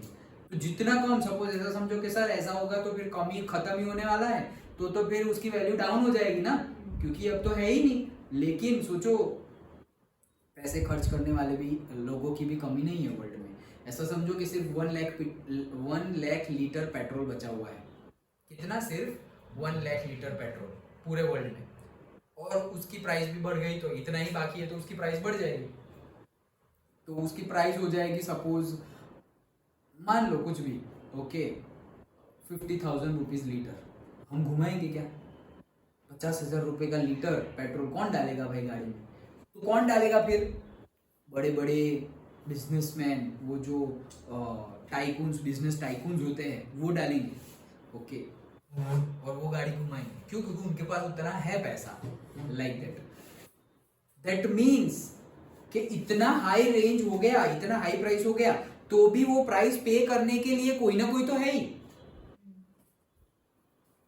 50,000 रुपीज पर लीटर लेने के लिए भी ऐसा नहीं है कि हमारे पास कस्टमर नहीं है, वो तो है ही। इतना महंगा लेने के लिए भी है ही। तो फोन देखो, अब तो 1 लाख 1.5 लाख उतने के फोन ले लेते हैं। अरे आईफोन ले लेते हैं बच्चे 50,000 रुपीज, 1 लाख रुपीज का। सोचो, बच्चे जो अर्न भी नहीं कर रहे हैं, ओके, है भाई बीपीएल बापा ना पैसे ले ऐसे ओके, सो ऑन भी नहीं कर रहे हैं और हम ले लेंगे, ओके, तो होगा क्या? ऐसे मैं तो बोल रहा हूँ, मुझे भी मेरी मम्मी ने दिलाया था आईफोन तो नहीं, लेकिन फोन दिलाया था, ओके। सो कि पेरेंट्स ने दिया है, ले लेंगे, बट फिर जब ये रिस्पॉन्सिबिलिटी समझ में आ जाए ना, तो यार इतना महंगा, फिर डर लगने लगेगा कि उसको कुछ हो गया तो संभालना पड़ेगा ना भाई। 50,000 का सपोज ऐसा समझो कि हमारी गाड़ी की वैल्यू 60,000 की है, व्हीकल, और फोन 50,000 का यूज कर रहे हैं, तो सोचो फिर जितनी सेफ गाड़ी है उतना ही सेफ रखना पड़ेगा हमें मोबाइल में। चलो आगे। सो continued extraction of ores leads to the increasing cost of minerals. Extraction comes from greater depths along with the decrease in quality. मतलब कि अगर ज्यादा कंटिन्यूअस एक्सट्रैक्शन करते रहे तो एक तो कंजम्पशन ज्यादा किया हमने, रेट ज्यादा है कंजम्पशन का, तो होगा क्या? उसकी प्राइस बढ़ती जाएगी, प्राइस बढ़ती जाएगी, और प्राइस कंजम्पशन की वजह से तो बढ़ेगी, एट द सेम टाइम वो उसकी क्वांटिटी कम हो रही है बाय डे, इसके लिए भी बढ़ेगी प्राइस। कंजम्पशन की वजह से प्राइस बढ़ेगी, क्वांटिटी कम है इसलिए भी प्राइस बढ़ेगी। अब ऐसा समझो कि तुमने अर्थ क्रस्ट में 10 किलोमीटर घुस गए, वहां तक का सारा मिनरल उखाड़ लिया तुमने, ले लिया। अब तो नहीं है, और नीचे जाना पड़ेगा, और नीचे जाओगे तो जो 10 किलोमीटर तक जो डिगिंग की थी वही इंस्ट्रूमेंट से तो जा नहीं पाओगे, उसके लिए अलग, क्योंकि अब तो हार्ड होता जाएगा ना, ओर में जितना अंदर जाएंगे उतना हार्ड होता जाएगा अर्थ, ओके, और टेम्परेचर भी बढ़ता जाएगा। तो वैसे इक्विपमेंट चाहिए जो हाई टेम्परेचर भी विथस्टैंड कर सके और जो बहुत ज्यादा हार्ड हो। सोचो तुम डायमंड से डिगिंग कर रहे हो तो कितना कॉस्टली हो जाएगा। एक रॉक है, ओके, जिसको तोड़ने के लिए तुम्हें डायमंड कटर ही यूज करना पड़ेगा जिसमें डायमंड लगा होगा। तो वो क्यों तोड़ रहे हो? डायमंड ही कितना महंगा है, लेकिन वो भी एक टूल है, वो टूल से तुम कुछ काट रहे हो, तो वो जो काट रहे हो वो कितना महंगा हो जाएगा फिर, क्योंकि उसको काटने के लिए तुम डायमंड लेके आए। अंडरस्टूड? तो ये उसकी कॉस्ट बढ़ती जाएगी। दैट्स व्हाई हमें, दैट इज द नीड, ये सारी क्या है? नीड है, ओके। अब हम पढ़ते हैं क्या? Method of conservation. ये सारी क्या थी? नीड थी कि भाई संभालो, एक पैरा उसका है और बुक में दूसरा पैरा है, तो वो उसका है कंजर्वेशन की मेथड। A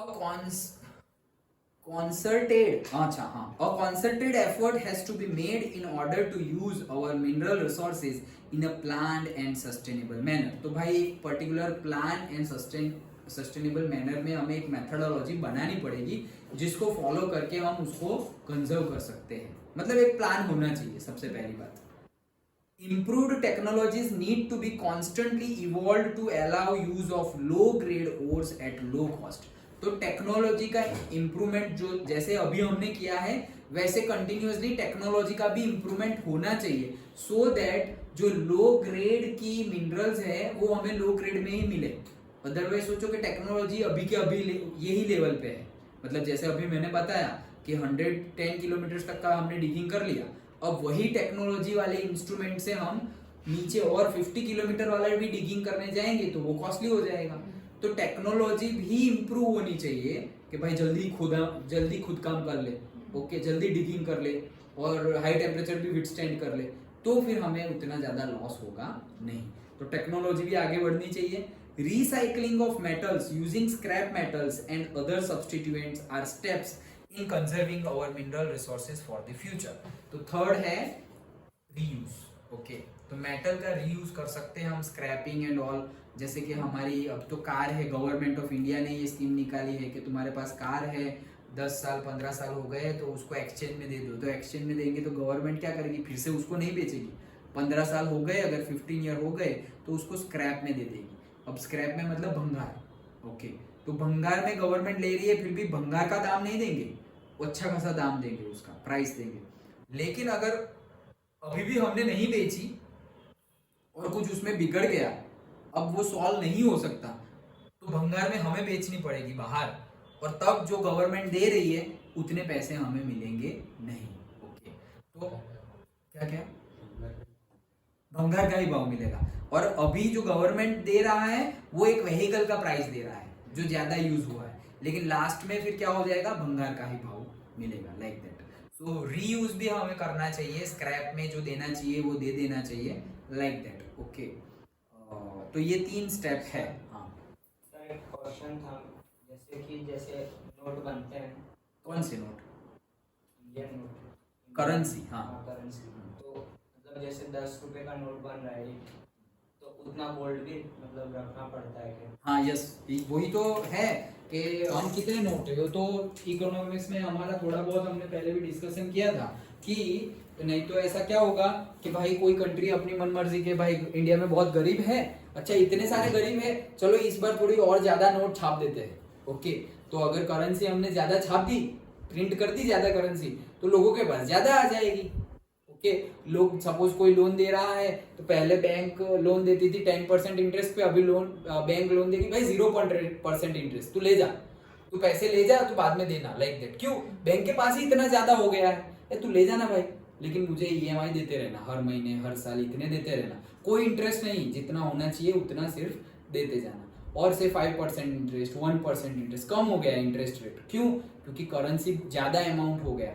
तो ये तो फिर कोई भी कंट्री ऐसा ही करेगी कि जैसे ही बहुत ज्यादा गरीब हो गए तो ज्यादा नोट छाप दो, लेकिन ऐसा नहीं कर सकते, करेंसी वैल्यू डाउन हो जाएगी। होगा क्या कि फिर तुम्हारे पास सपोज 10,000 रुपीज है, ओके, और तुम सब्जी लेने जा रहे हो तो बोलेंगे कितने के दिए आलू, तो वो बोलेंगे 1000 रुपए केजी। क्या बात कर रहे हो, 1000 रुपए केजी? कल तो 50 रुपए थे, आज 1000 कैसे हो गए? ये कल मेरे पास पैसे नहीं थे ना, आज मेरे पास पैसे हैं। जो बेच रहा है उसके पास भी बहुत ज्यादा पैसे आ गए, ओके। तो वो बोलेगा 1000 में चाहिए तो लो, नहीं तो मैं नहीं देने वाला, लाइक दैट। करेंसी की वैल्यू क्या हो जाएगी, डाउन हो जाएगी। जैसे कि अभी थोड़े साल पहले कोई एक फॉरेन कंट्री थी, वहां पे ऐसा हुआ था, ओके। करेंसी की वैल्यू बहुत ज्यादा डाउन, अभी भी बहुत सारी ऐसी कंट्री है वर्ल्ड में जहाँ पे करेंसी की वैल्यू बहुत ज्यादा डाउन है। कई ऐसी कंट्री है जिसमें, जैसे कि श्रीलंका है, तो उसकी करेंसी की वैल्यू डाउन है, अभी बहुत ज्यादा डाउन है। मतलब अभी सपोज तुम्हें घूमने जाना हो तो श्रीलंका जा सकते हो, तो कम पैसे में मतलब ज्यादा डबल घूम के आ जाएंगे, ओके। नेपाल तुम्हें इन द सेंस फ्यूचर में भी ओके। सपोज नेपाल है तो नेपाल की करेंसी भी हमसे डाउन है, ओके। तो नेपाल घूमने जाओ, मतलब तुम लेके जाओगे, सपोज 10,000 रुपीज लेके जा रहे हैं कि कितने की शॉपिंग करेंगे, 10,000 की, तो मतलब तुम 20 की कर सकते हो वहां पर, ओके। क्यों? क्योंकि पैसा की वैल्यू वहां क्या है, डाउन है। वो यही 10,000 रुपीज लेके तुम अमेरिका जा रहे हो कि बहुत शॉपिंग करेंगे, तो 10,000 का 2,000 हो जाएगा, वो 1,000 हो जाएगा, कुछ भी नहीं आएगा उसमें, ओके, लाइक दैट। क्यों? क्योंकि वहां फिर हम लोअर है, वो लोग बहुत हायर पे चले गए, लाइक। इंडिया से तो लगे कंट्री की करेंसी डाउन वो तो है ही, यस, ओके, वो तो है ही, बट 45 ट्रिलियन क्या करें, ओके। अभी भी इंडियन जो टेम्पल्स हैं वो टेम्पल्स में इतनी ज्वेलरी और इतना गोल्ड है कि हमारी करेंसी और हमारा जो ग्रोथ रेट है ऐसे ही ऊपर आ जाए, लेकिन होगा क्या, फिर गवर्नमेंट इसको भी ले लेगी और फिर कभी भी टेम्पल को वापस नहीं मिलेगा, ओके। सो इसीलिए एटलीस्ट टेम्पल्स के जो क्या बोलेंगे हम, ग्रुप्स है, ओके, जो भी ग्रुप्स एसोसिएशन बने हुए हैं उन्होंने अच्छा डिसीजन लिया है कि हम डिस्क्लोज ही नहीं करेंगे कि हमारे पास कितना है, कितना दान आता है, क्योंकि फिर वैसे भी अभी धीरे धीरे देखो, आई थिंक 70s और 80s में 80s तक क्या था कि सारे टेम्पल्स इंडिपेंडेंट थे, फिर गवर्नमेंट ने क्या किया कि भाई टेम्पल के पास तो इतना दान आता है, लोग लाखों के दान करते हैं, गोल्ड दान करते हैं इतना ज्यादा, ओके, चैरिटी इतना होता है, तो फिर इनकम टैक्स दो, लाइक दैट। तो गवर्नमेंट ने इनकम टैक्स शुरू कर दिया कि टेम्पल्स की इतनी अर्निंग है तो भाई तुम दो, ऐसे भी फ्री का आ रहा है, वैसे चैरिटी ही आ रही है तुम्हारे पास, तो तुम कुछ दो, सो दैट हमारा इंडिया आगे बढ़े, वही पैसों से हम कुछ अच्छा करेंगे तो हमारा इंडिया आगे बढ़ेगा। तो वैसे करके गवर्नमेंट ने टेम्पल्स को अपने कंट्रोल में ले लिया। अब लास्ट 5 इयर्स में फिर से ये शुरू हुआ है कि केस चल रहे हैं कोर्ट्स में, सुप्रीम कोर्ट में भी केस चल रहे हैं, ओके, कि अब फिर से टेम्पल्स को इंडिपेंडेंट कर दो, गवर्नमेंट का कोई कंट्रोल होना चाहिए नहीं, जो जिसको चैरिटी दे रहा है भाई वो भगवान के नाम पे चैरिटी दे रहा है, कोई पर्टिकुलर पॉलिटिशियन, पर्टिकुलर पार्टी या इंडिया के नाम पे चैरिटी नहीं दे रहा है, ओके। वो सपोज चैरिटी कर भी रहा है तो in the name of God दे रहा है, ओके। तो वो उनकी मर्जी, ट्रस्ट की मर्जी कि उसको जैसा यूज करना हो। ये हो रहा है, मैं अपना पॉइंट ऑफ व्यू नहीं बता रहा हूँ, ये हो रहा है इंडिया में अभी कि टेम्पल्स अपने आप को फिर से अब इंडिपेंडेंट कर रहे हैं फ्रॉम द गवर्नमेंट कंट्रोल। हाँ सर, वही मनी अगर कंट्री के ही, अगर श्योर है कि कंट्री के ही मतलब ग्रोथ में हेल्प करिए तो अच्छा है, लेकिन कंट्री का ग्रोथ में यूज होना चाहिए, वो श्योरिटी कोई देगा नहीं ना, क्योंकि हमारा करप्शन भी उतना आगे है, ओके। सो भले ही सपोज हम बोले कि कोई एक पार्टी या कोई एक बंदा बहुत ज्यादा प्योर है, बट हम सब कुछ उनको तो नहीं दे सकते, क्योंकि वो बंदा, सपोज नरेंद्र मोदी हमारे प्राइम मिनिस्टर है, अच्छे से रूल कर रहे हैं अभी 9 इयर्स से, बट हम ऐसा नहीं कर सकते कि सारा का सारा उनको दे दिया, अरे आप संभालो, क्यों? क्योंकि उनको भी किसी के पास काम करवाना है, उनको किसी के पास काम करवाना है, वो खुद तो सारा काम नहीं कर सकते ना भाई। स्वच्छ भारत अभियान खोला तो खुद तो ऐसे कचरा लगाने नहीं जा सकते, ओके। तो ब्रिज बनाने का भाई, वहां स्टैचू ऑफ यूनिटी बनाओ, तो खुद तो बनाने नहीं जा सकते, ओके। तो उनको काम करवाना है, उनको ब्रिज बनवाने हैं, तो जो बनाने वाले हैं वो ही करप्शन करेंगे तो वो क्या करेंगे? करोड़ों लोग हैं, कितने के ऊपर नजर रखेंगे? जितना ट्रांसपेरेंसी हो सकता है उतना ट्राई होता है, ओके, बट करप्शन तो होता ही है। ये तो नियत पे है ना, अब किसी की नियत, किसी के मन में क्या चल रहा है वो कैसे जान सकते हैं, okay. So that is the thing. तो पर्सनल पॉइंट ऑफ व्यू से तो मुझे लग रहा है कि टेम्पल्स इंडिपेंडेंट हो वही अच्छा है, ओके। इंडिपेंडेंट, जब उनको जो खर्चा करना, टेम्पल्स दान दे सकता है ना अपनी मर्जी से। सपोज कोई टेम्पल है जिसके पास बहुत ज्यादा पैसा है, तो सपोज कोविड आया तो कोविड में कितने टेम्पल्स ने कितनी सारी चैरिटी की, टेम्पल्स ने, कि रोज लोग मंदिर में आके खाना खाते थे, रोज। ये आज पूजा है, अयप्पा पूजा, वहां कितने लोग खाना खाते थे। ये अपना जो स्कूल है क्या, शबरी, तो वहां पे कितने लोग खाना खाते थे फ्री ऑफ कॉस्ट, ओके। वो जो इस्कॉन ग्रुप है, राधा कृष्ण टेम्पल जो होते हैं, वहां पे कितने लोग डेली खाना खाते थे, कोविड में भी और आज की डेट में भी। मतलब जो अर्न नहीं कर सकता वो फ्री ऑफ कॉस्ट या nominal cost, free of cost या नॉमिनल कॉस्ट पे खाना खाते हैं। तो टेम्पल्स अपने हिसाब से चैरिटी कर रहे हैं भाई, ओके। बट कोई ऑर्डर नहीं दे कि भाई इतना ऑर्डर है, लाइक दैट, ओके, कि भाई तुम्हें इतना पैसा देना ही पड़ेगा। That is the thing. तो ये हमने क्वेश्चन देखा कौन सा, need and method of conservation of minerals. Understood? समझ में आया? ये जो मैंने बुक में से पढ़ा है, ये टॉपिक इसमें नहीं है, बुक में से पढ़ा है मैंने, 2 पैरा पढ़ा है। पहले में हमने नीड देखा, तो नीड में हमने देखा कि भाई क्या नीड है। भाई नीड ये है कि हम अगर यूज करते गए तो खत्म हो जाएगा। जैसे जैसे हम यूज करते जा रहे हैं वो महंगा होता जा रहा है, क्योंकि उसके लिए एक तो क्वांटिटी कम हो रही है इसलिए महंगा हो रहा है, और नीचे जाना, ज्यादा डीपिंग, ज्यादा डिगिंग और ज्यादा एक्सट्रैक्शन करना पड़ेगा, उसलिए हाई टेक्नोलॉजी चाहिए इसलिए भी महंगा हो रहा है। हमारा कंजम्पशन रेट ज्यादा है इसलिए भी महंगा हो रहा है। तो इसी because of all this things हमें संभाल के रखना, संभाल के यूज करना चाहिए। और फिर हमने देखा मेथड ऑफ कंजर्वेशन। तो मेथड में मतलब क्या कर सकते हैं, सबसे पहली बात प्लान करो, प्लान से यूज होना चाहिए। ऐसा नहीं कि हाँ मेरे वहां तो अपनी खेती है, घर की खेती है, यूज करते रहो लाइक दैट। ओके, प्लान करो। देखो मैं घर की खेती है ऐसे यूज कर रहा था सोलर, लास्ट 2 मंथ से बिल आ रहे हैं इलेक्ट्रिसिटी बिल आ रहे हैं कि भाई ये घर की खेती है, सोलर पैनल लगा लिया, यूज करो, क्या प्रॉब्लम है। फिर मैं सोचा कि बिल तो आना नहीं चाहिए, इतने टाइम से नहीं आ रहा था, तो लास्ट 2-3 मंथ से बिल आ रहा है। ओके, क्यों?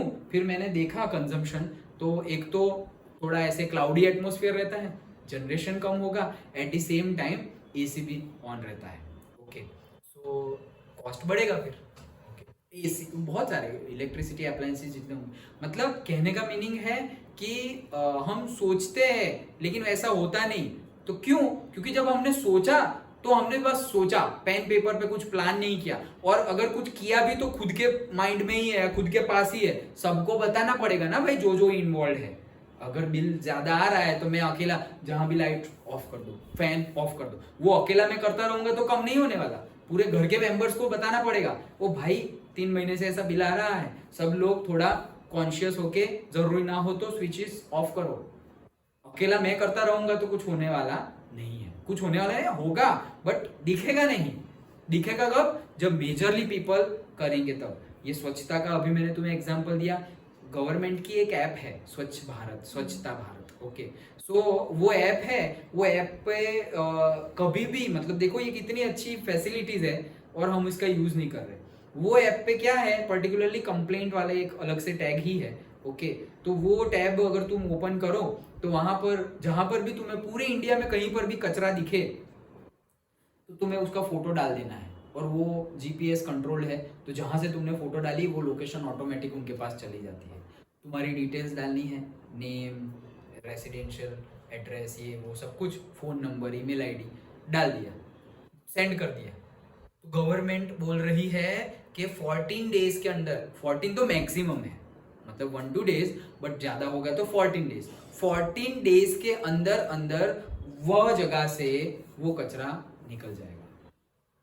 और निकालने के बाद भी गवर्नमेंट फोटो खींचेगी और तुम्हारा जो फोटो था उसके रिप्लाई में वापस फोटो शेयर करेगी। वो फोटो तुम्हारे ईमेल आईडी पे भी आएगी और वो डिस्ट्रिक्ट के पर्टिकुलर रिलेटेड म्युनिसिपल कॉर्पोरेशन में भी वो जाएगा, यहाँ पे ये काम करना है। गवर्नमेंट ने ऐसे रखे हुए हैं लोग, मतलब जैसे वो डोर टू डोर कचरा वाला आता है ना, ओके, नहीं आता वो ट्रक, मतलब टेम्पो, तो वो गवर्नमेंट ने रखा है। अभी अगर वो समझो कि वो घूमने चला गया और 15 दिन नहीं आया, और तुम ऐसे सोच रहे हो अरे 15 दिन से नहीं आ रहा, कितना कचरा इकट्ठा हो गया है, ये वो, तो हल्ला करने से, एक दूसरे के साथ बातें करने से कुछ नहीं होगा। गवर्नमेंट को बोलना पड़ेगा कि भाई आपने तो रखा था ना ऐसा गार्बेज कलेक्ट करने के लिए, हाँ रखा था, तो वो तो 15 दिन से आ नहीं रहा है।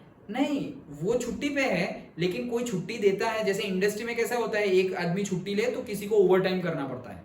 ओके, तो उसने छुट्टी ली है, लेकिन ये अलग से बंदा हमने रखा है उसके रिप्लेसमेंट में। क्या बात कर रहे हो, यहाँ तो कोई नहीं आता।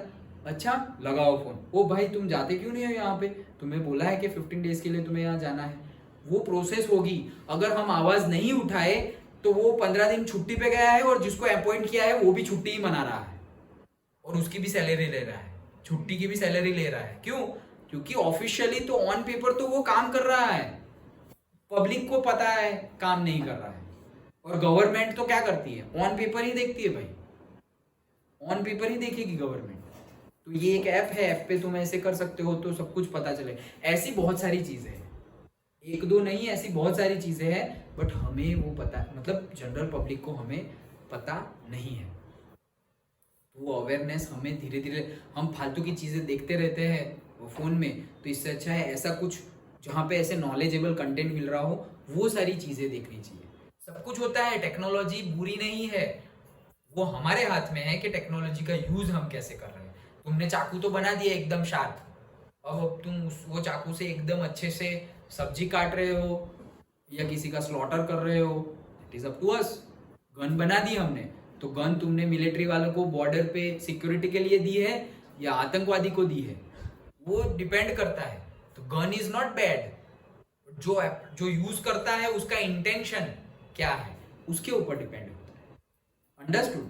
ओके, चलो तो ये हमने क्वेश्चन देखा, वो PYQ है। एनर्जी रिसोर्सेज पे बात करते हैं हम, तो बहुत ही इजी कंसेप्ट है, ओके, जो हमने पहले से देखते आ रहे हैं।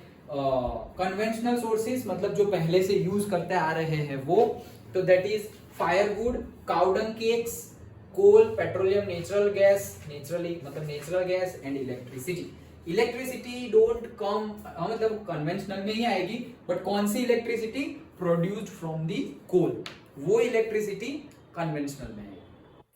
और नॉन कन्वेंशनल में जो भी नॉन रिन्यूएबल है वो उसमें आएगी, जैसे कि जो अभी अभी कन्वेंशनल मतलब सालों से यूज कर रहे हैं वो, और नॉन जैसे ट्रेडिशनल नहीं बोलते हैं, ट्रेडिशनल ड्रेस मतलब सालों से जो पहनते आ रहे हैं वो, और नॉन ट्रेडिशनल और वेस्टर्न मतलब जो अभी अभी हमने पहनना शुरू किया है।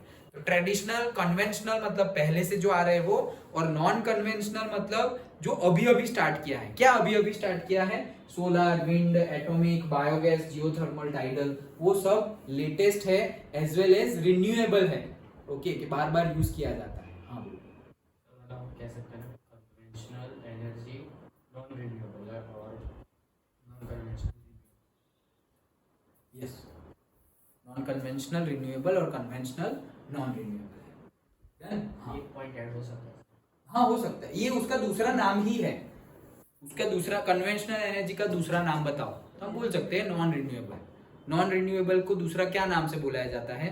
तो नॉन कन्वेंशनल, सॉरी, रिन्यूएबल को नॉन कन्वेंशनल बुलाया जाता है।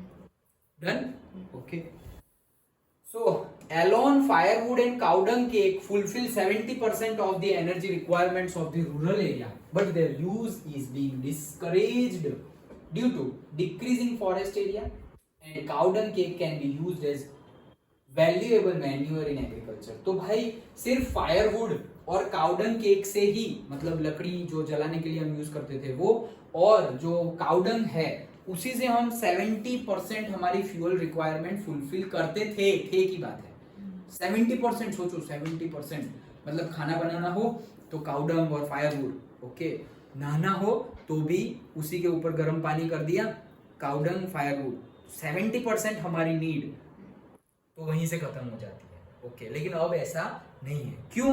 क्योंकि हमने फॉरेस्ट एरिया को डिक्रीज कर दिया है, क्योंकि इंडस्ट्रीज बना दी है, रेसिडेंशियल एरिया बनाया है, लोगों के पास, मतलब जो अमीर लोग हैं उनके पास मतलब अलग अलग सिटी में अलग अलग घर है, सोचो, और एक ही सिटी में ऐसे 2, 3, 4 घर है, कहाँ जाओगे?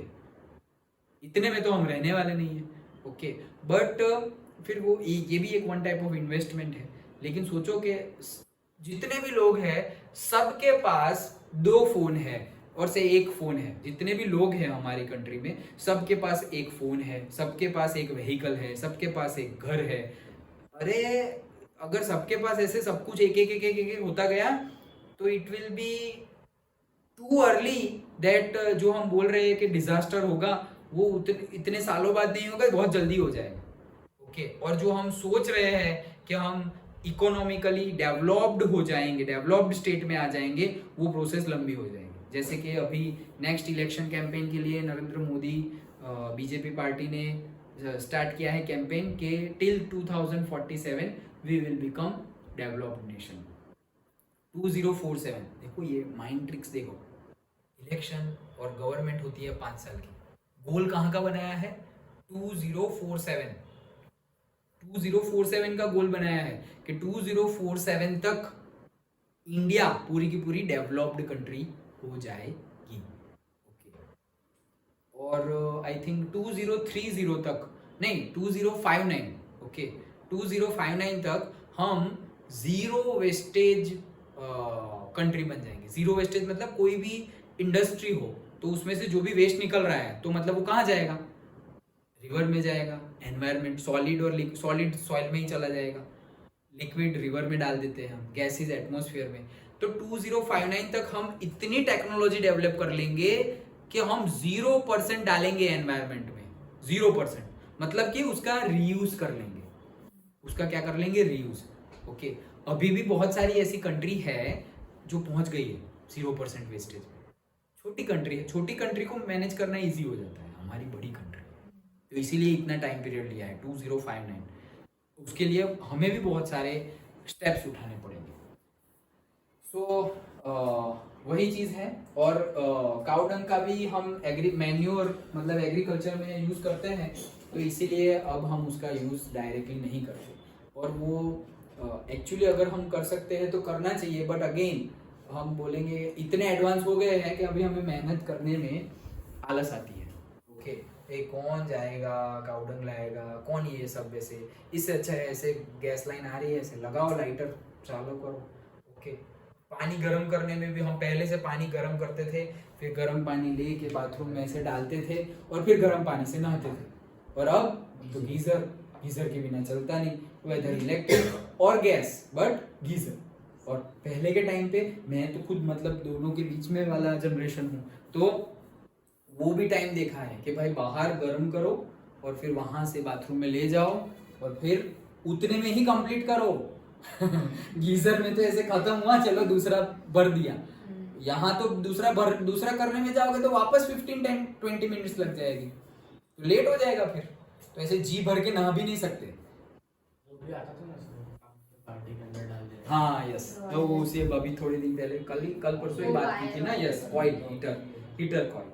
ओके यस, वो भी फिर एडवांटेज जैसे जैसे मतलब डेवलपमेंट होते गया तो एनहेंसमेंट होता गया। ओके, सो स्टार्ट करते हैं हम कन्वेंशनल सोर्स से। जैसे हमने फेरस देखा, नॉन फेरस देखा, हीमेटाइट, मैग्नेटाइट देखा, वैसे ही हमें इन लोग को भी बात करनी है। चलो, तो वेरी बेसिक एकदम जो पहले से पढ़ते आ रहे, नया कुछ इसमें से बहुत कम मिलेगा तुम्हें, लोकेशन और वो सब नया मिलेगा, अदरवाइज सब पता ही है। It is most abundant fossil fuel found in India. Coal, सबसे ज्यादा जो फॉसाइल मिलता है वो यही है। एबंडेंट मतलब बहुत ज्यादा अमाउंट में। ओके, उसको बोलते हैं abundant. It is used to generate electricity to supply energy to industries as well as domestic use. तो भाई कोल अभी भी जो हमारे घर में, जैसे कि भाई जीबी इलेक्ट्रिसिटी भेजती है, तो जो इलेक्ट्रिसिटी भेजती है वो गवर्नमेंट भी कहाँ से जनरेट कर रही है, कोल को बर्न करके। ओके, तो इंडस्ट्री को जो देना है वो, और डोमेस्टिक मतलब हम लोगों को, रेसिडेंशियल पीपल को जो देना है, वो दोनों को जो गवर्नमेंट इलेक्ट्रिसिटी देती है वो कोल को बर्न करके ही इलेक्ट्रिसिटी प्रोड्यूस की जाती है। आज की डेट में भी कोई गवर्नमेंट, पूरी इंडिया में इतने सारे स्टेट्स है, बट कोई ऐसा स्टेट अभी नहीं हुआ है कि पूरा का पूरा रिन्यूएबल सोर्स से चलता हो। तो ऐसा हम प्लान कर सकते हैं, मतलब एम रख सकते हैं कि भाई ऐसे विलेज है, हाँ स्टेट नहीं है, ऐसे विलेज है तो पूरा विलेज रिन्यूएबल से चलता है। जैसे कि अभी मैंने एक डेटा देखा था, सो पूरे इंडिया में सबसे ज्यादा सोलर रूफ टॉप कोई स्टेट ने लगाए हो, उसमें गुजरात टॉप पर है। पूरे इंडिया में, मतलब पूरे इंडिया में सबसे ज्यादा ये सोलर रूफ टॉप जो होते हैं वो गुजरात में है। मतलब गुजरात के लोगों ने सबसे ज्यादा ये सोलर पैनल लगाए हुए हैं compare to the other states of India. Highway पे भी लगाते हैं ना वो, जहाँ पे हाँ स्ट्रीट लाइट, वो तो यस, हाईवे पे स्ट्रीट लाइट में, या फिर डोमेस्टिक ये जो म्यूनिसिपैलिटी कॉर्पोरेशन है वहाँ पर। लेकिन ये तो पब्लिक की बात है, मतलब जो पब्लिक रहती है रेसिडेंशियल, गवर्नमेंट तो लगाती ही है, गवर्नमेंट लगाती है उसकी बात नहीं है। ये तो हम लोग, मतलब जो इंडिविजुअल लोग हैं जिनके घर है, उनमें टॉप करता है गुजरात। ओके, इतने ज्यादा हमने लगाए हैं। सो वैसे है, हम एम कर सकते हैं। सोचो कि अगर पूरा एक डिस्ट्रिक्ट, पूरा एक गांव, पूरी सपोज सोसाइटी, छोटा मानते हैं ना, पूरी सोसाइटी अगर रिन्यूएबल पे चलने लगे, मतलब सोलार से, विंड से, बायोगैस से, कुछ ना कुछ करो तुम, तो पूरी सोसाइटी, ये सोसाइटी मतलब ये जहाँ हम रहते हैं घरों से 50 होम्स की, 50 हाउसेस की वन सोसाइटी सपोज, तो वो अगर पूरी रिन्यूएबल सोर्स से चलने लगे तो कितनी एनर्जी सेव होगी, जस्ट इमेजिन। बट सोसाइटी से पहले तो हमें घर पे आना पड़ेगा ना, कि सोसाइटी में सपोज 50 हाउसेस है, वो सारे के सारे 50 हाउसेस में कुछ ना कुछ रिन्यूएबल एनर्जी सोर्स होना चाहिए। सपोज सोलर पैनल, वह सोलर पैनल ऐसा होना चाहिए कि फिर पूरा का पूरा रिक्वायरमेंट उसी से कंप्लीट होना चाहिए। जैसे मैंने अभी बताया कि 2 महीने से बिल आ रहा है, वैसा नहीं होना चाहिए। नहीं तो फिर तुमने लगाया और बिल आ रहा है, उसका मीनिंग कि भाई जितना लगाया उससे ज्यादा यूज कर रहे हो। सो India is highly dependent on coal for meeting its commercial energy needs. Again, revision point ही बोल सकते हैं हम कि भाई कमर्शियल जो नीड है, कमर्शियली जो हमें सपोज होर्डिंग्स लगानी है, लाइटें लगानी है, ओके, वहां पे जहां इलेक्ट्रिसिटी नीड है वो भी हम कोल से ही पूरी करते हैं। Coal is formed due to compression of the plant material over millions of years. तो जो प्लांट मतलब जो हमारे ट्रीज है, मिलियंस ऑफ ईयर्स नीचे रहे, हाई प्रेशर, हाई, वो तो क्लास 8 में आता था, स्टोरी ऑफ कोल ऐसा लिखा हुआ था, राइट, ओके। तो वो कैसे बनता है पूरा आया था, मिलियंस, 500 मिलियंस ईयर्स अगो ऐसे स्टार्ट हुआ था। सो लिग्नाइट, लो ग्रेड, देखो नाम याद रख लेना, लो ग्रेड का कोल को बोलते हैं लिग्नाइट, बिट्यूमिनस को बोलते हैं मीडियम और मोस्ट, मीडियम भी और मोस्ट यूज भी, और सबसे अच्छा होता है highest quality, that is anthracite. ये पूछा जाएगा कि हाईएस्ट क्वालिटी ऑफ कोल कौन सा है, तो तुम्हें ऐसे बोल देंगे कि लिग्नाइट, देन ब्यूट्यूमिनस, एंथ्रेसाइट और हीमेटाइट, ओके। तो जिसने ऐसा बोला हाँ ये हीमेटाइट अलग लग रहा है तो गलत, क्यों? क्योंकि वो तो है ही नहीं भाई, वो तो आयरन में आता है, ओके। ये तो टाइट टाइट और ऐसा कुछ देख के लिख दिया तो गलत, ओके। मोस्ट हाईएस्ट क्वालिटी होती है एंथ्रेसाइट की, मोस्ट यूज होता है बिट्यूमिनस। हम कौन सा यूज करते हैं? मोस्ट यूज वाला बिट्यूमिनस, ओके।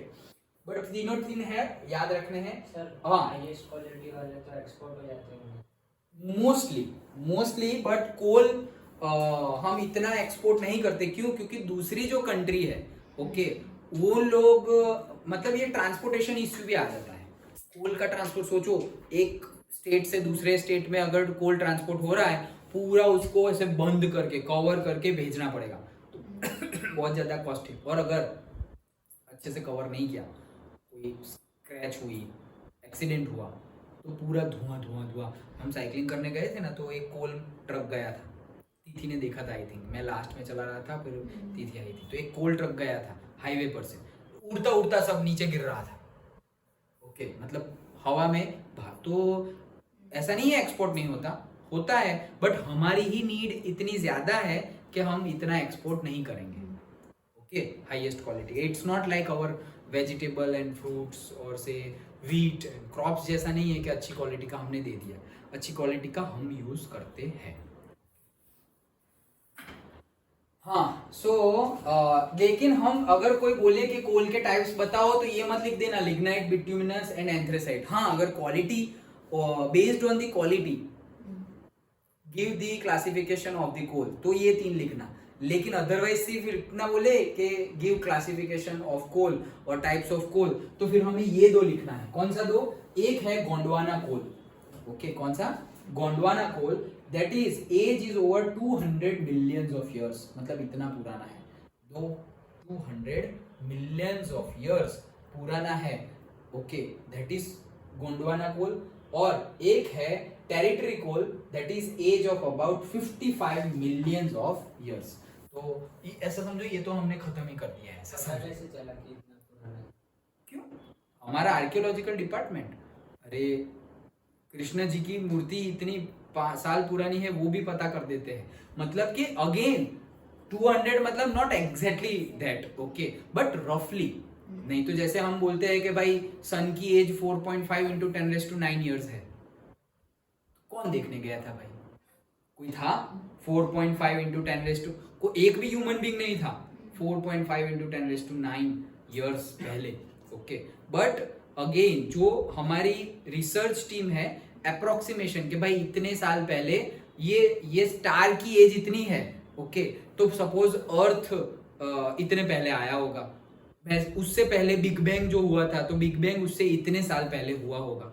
बहुत कुछ अप्रोक्सीमेशन पे चलता है, बट हमें बिलीव वही करना पड़ेगा। क्यों?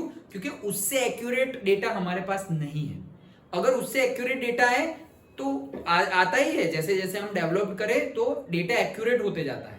तो फिर हम जैसे साइंस में नहीं कई कई बार ऐसा होता है कि अब तक हम ऐसा जैसे हमने बोला था कि भाई पहले से हम मानते थे कि जो प्रोटॉन्स है वो प्रोटॉन जाते हैं और फिर प्रोटॉन का जो ट्रांसफर होता है वही इलेक्ट्रिसिटी है, पहले से हम ये मानते हैं। फिर डेवलप हुए और हमें पता चला ओ भाई प्रोटॉन नहीं इलेक्ट्रॉन के ट्रांसफर को इलेक्ट्रिसिटी बोलते हैं। लेकिन अब हम बोल रहे हैं कि भाई पहले से जो पढ़ा है वो सब कुछ चेंज ना करना पड़े, इसलिए हम यही मान लेते हैं कि प्रोटॉन का ट्रांसफर। बट जैसे जैसे हम डेवलप करते हैं हमें सही बात पता चल जाती है कि अच्छा जो हम मानते थे वो गलत था, वो नहीं है, इससे ये है, वो हम बोल सकते हैं बाद में। अगर तुम्हें कोई नई चीज पता चले तो तुम बोल सकते हो कि अच्छा ये जो हम मानते थे वो गलत है, वो एक्सेप्ट करना पड़ेगा। ओके, बट जब तक नहीं पता है तब तक जो है उसको ही हम सही मानना है। Actually our life is also like that. हम कोई एजम्पशन रखते हैं कि ये होगा ये होगा ये होगा, फिर उसके जैसा ना हो, फिर हमें पता चलता है नहीं नहीं नहीं हमने यहाँ गलती की है। जैसे तुम मार्क्स 80 में से सपोज तुमने पूरा मार्क्स पेपर लिख दिया, तुम एक्सपेक्ट करोगे 75 तो आ जाएंगे और आए 70।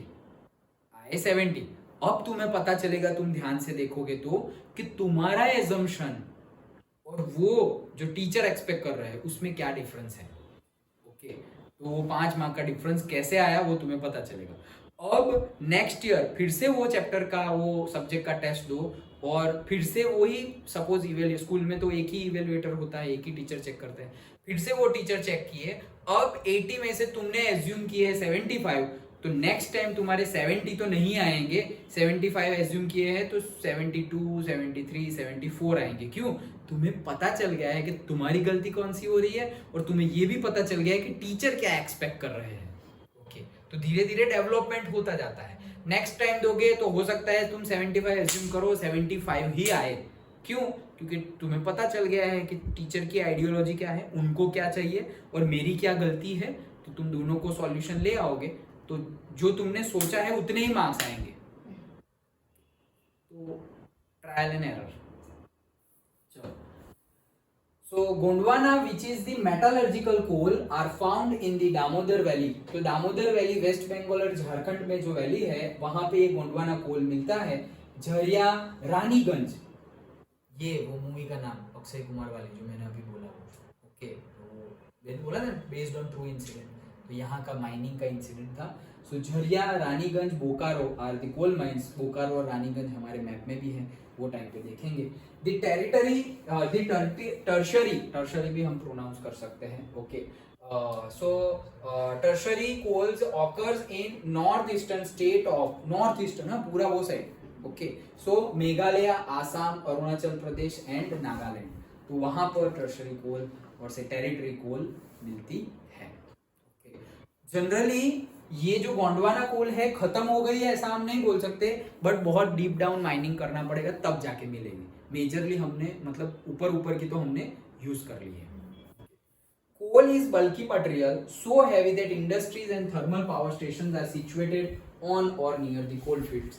तो ये हमने आई थिंक क्लास 8 में एसएसटी में ही देखा था कि पावर प्लांट या फिर कोई इंडस्ट्री कहाँ एस्टैब्लिश करनी चाहिए। ओके, तो था कि सबसे पहले उसके रिसोर्सेज जहाँ से मिल रहे हो, अवेलेबल हो, वहाँ एस्टैब्लिश करो। उसके बाद जो इंडस्ट्री का प्रोडक्ट है उसके लिए मार्केट नियर बाय होना चाहिए। ऐसा नहीं है कि तुम्हारा प्रोडक्ट गुजरात में बन रहा है और तुम बेच रहे हो नागालैंड में और आसाम में। ओके, तो कितना दूर मार्केट है भाई, इतना दूर कौन, मैं बना रहा हूँ कोई आइटम जो चीज़ बहुत ज़्यादा फेमस है अमेरिका में, तो यहाँ से अमेरिका का शिपिंग चार्ज ही कितना ज़्यादा हो जाएगा, transportation cost. Okay, like that.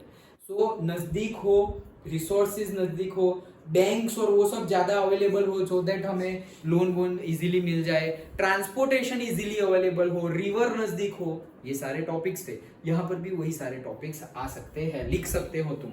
Okay, सो जो बहुत ज़्यादा हैवी बल्की मटेरियल होता है कोल, इसीलिए जो भी थर्मल पावर स्टेशंस हैं हमारे वो कोल माइन के नज़दीक ही रखे जाते हैं, सो दैट बहुत ज़्यादा ट्रांसपोर्टेशन में लॉस भी ना हो जाए और ट्रांसपोर्टेशन का कॉस्ट भी ज़्यादा ना हो। ओके, या फिर ऐसा हो कि भाई तुम 1000 kg कोल को ट्रांसफर करने के लिए 100 लीटर डीजल कंज्यूम कर दिए ट्रक का, तो क्या उखाड़ा भाई, लॉस में गए, लॉस में गए फिर तो। Okay, like that. तो इसीलिए नजदीक में ही रखना चाहिए। Next, that I don't know. Depends कि सारे स्टेट में अलग अलग होती है, okay.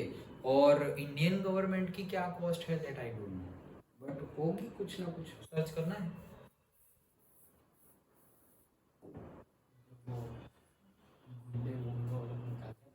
Coal, yes yes.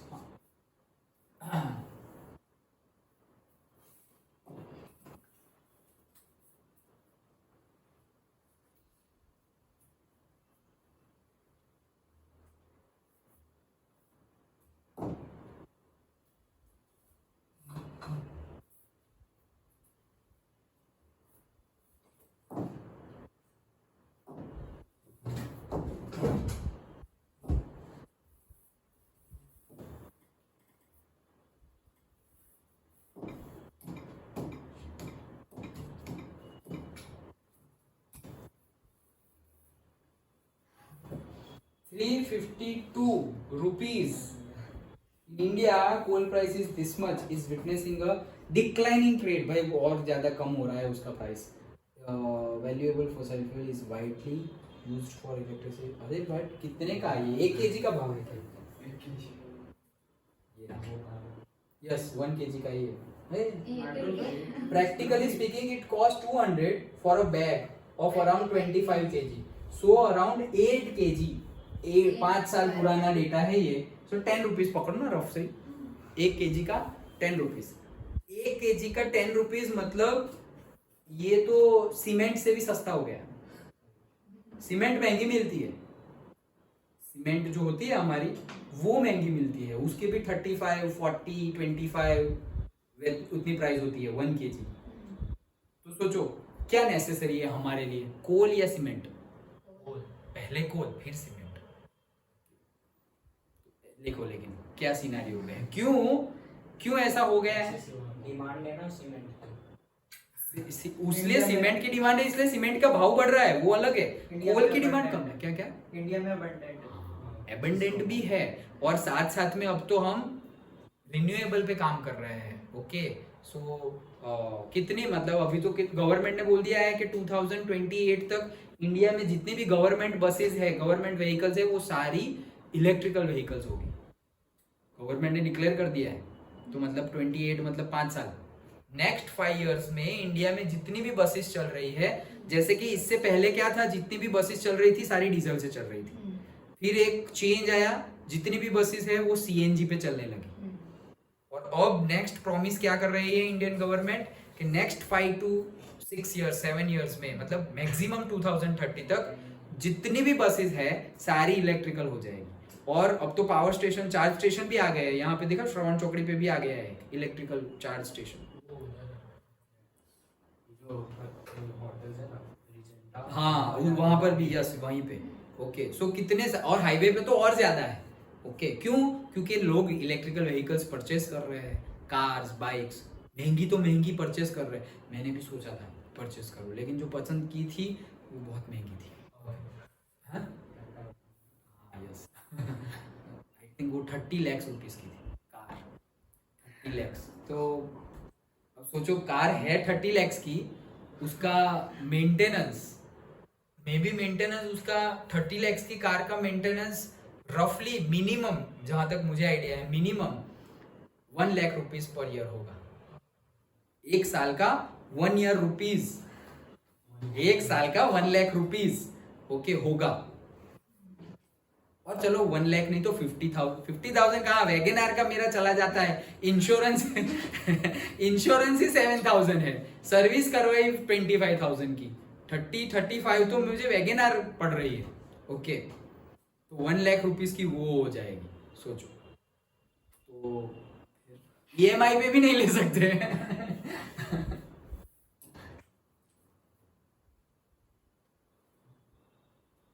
But cheap rate पे दूसरा तो ले सकते हैं ना हम, मतलब बहुत ज़्यादा फैंसी नहीं, लेकिन सिर्फ हमें इलेक्ट्रिकल व्हीकल चाहिए जिससे पेट्रोल हमारा कम कंजम हो, पैसे ना खर्च ज़्यादा करने पड़े, तो वो चॉइस हम कर सकते हैं, ओके। वो मिल जाती है अभी, स्टार्टिंग फ्रॉम 15 लाख के अराउंड स्टार्ट हो गई है। अलग अब तो बहुत ज़्यादा आ रही है, अभी तो आ रही है, तो प्राइसेस और ज़्यादा डाउन होगी अभी तो, ओके। कौन सी? वो तो 2 सीटर, मतलब वो नैनो जैसी 4 सीटर, नैनो जैसी 4 सीटर, हाँ वो मिल जाएगी। सबसे बड़ी लगती है। So that is the thing. मैंने तो एक्चुअल में देखो आज से 3 साल पहले जब डलाया था ऊपर ये सोलर पावर, तब सोचा था कि फ्यूचर में इलेक्ट्रिकल व्हीकल देंगे तो काम आएगा इसलिए ज्यादा लिया था। जनरली लोग 3 किलोवाट का इंस्टॉल करते हैं घर पे क्योंकि इनफ होता है 3 किलोवाट। ओके, तो मैंने 5 किलोवाट लगाया कि भाई ट्यूशन भी है हमारा, दोनों ट्यूशन क्लास में सपोज एसी है। पहले ये भी खर्चा नहीं था, अब तो ये भी खर्चा आ गया, ये भी बहुत ज्यादा इलेक्ट्रिसिटी कंज्यूम करता है board. Okay, by due respect हमें एक्सेप्ट है, ओके बट कंजम्पशन ज्यादा हो गया है। तो क्या सोचा था कि ऐसी गाड़ी लेंगे, मतलब सोलर भी जो लिया है हमने रूफटॉप, वो इतना थोड़ा ज्यादा ही अमाउंट में लेंगे। तो जब मैंने लिया तो लोग बोल रहे थे, रिलेटिव्स भी बोल रहे थे, भाई 5 किलोवाट पागल है क्या, इतना ज्यादा लेने की जरूरत नहीं है। और ज्यादा प्रोड्यूस किया तो गवर्नमेंट कुछ ज्यादा नहीं देती। एक यूनिट का कितना देती है पता है? 2.25 रुपीज, 2.25 रुपीज। अगर हमारे पास एक्स्ट्रा यूनिट जनरेट हुआ है और हम गवर्नमेंट को दे देते हैं वो, तो वो उसका चार्ज है 2.25 रुपीज गवर्नमेंट हमको देगी। और गवर्नमेंट हमको कितने में देती है? 7.8 7.9 रुपीज पर यूनिट। सोचो इतना भेदभाव है ओके, हम इलेक्ट्रिसिटी बेच रहे हैं उनको तो वो 2.25 में खरीद रहे हैं, और हम उनसे ले रहे हैं तो वो महंगी बेच रहे हैं। सोचो हमारी गवर्नमेंट हमारे साथ ऐसा कर रही है। Okay, so it is the major, अब पेट्रोलियम की बात करते हैं, that is mineral oil. So it is the next major energy resource in India after the coal. Coal के बाद दूसरा मेजर है ये। It provides fuel for heat, lightning, lubricates the machinery and it is raw material for number of manufacturing industries। पूरी की पूरी Reliance industry इसके ऊपर चलती है। ओके, पेट्रोलियम ऑयल पर। सो जिसमें बहुत ज्यादा, petroleum oil does not mean कि सिर्फ पेट्रोल निकलेगा उसमें से, अरे बहुत कुछ, अमूल दूध की जो पॉलीथीन होती है वो भी उसमें से ही बनती है। ओके, और से कितना कुछ, पेट्रोल, नेफ्था, केरोसिन, डीजल और बहुत कोल्टार, ओके, कोल गैस, बहुत कुछ मिलता है। ओके, हम जैसे कि विक्स लगाते हैं वो भी उसमें से ही आता है, पेट्रोलियम में से ही है जो हम विक्स वेपोरब लगाते हैं। और दूध की पॉलीथीन की बैग होती है, हमारी जो नेचुरल प्लास्टिक पॉलीथीन होती है, मतलब वो पॉलीमर्स बनने के लिए ये सब यूजफुल है। Okay, so that is the thing, बहुत ज्यादा यूजफुल है। इट एक्ट्स एज नोड, कपड़े बनते हैं, कपड़े। ओके, कपड़े ये जो हमारे एक्रेलिक, नाइलॉन, वो सब में यूज होता है। ऑब्वियसली डायरेक्ट पेट्रोल, इसलिए बोला ना पेट्रोलियम वर्ड सुन के पेट्रोल मत समझ जाना।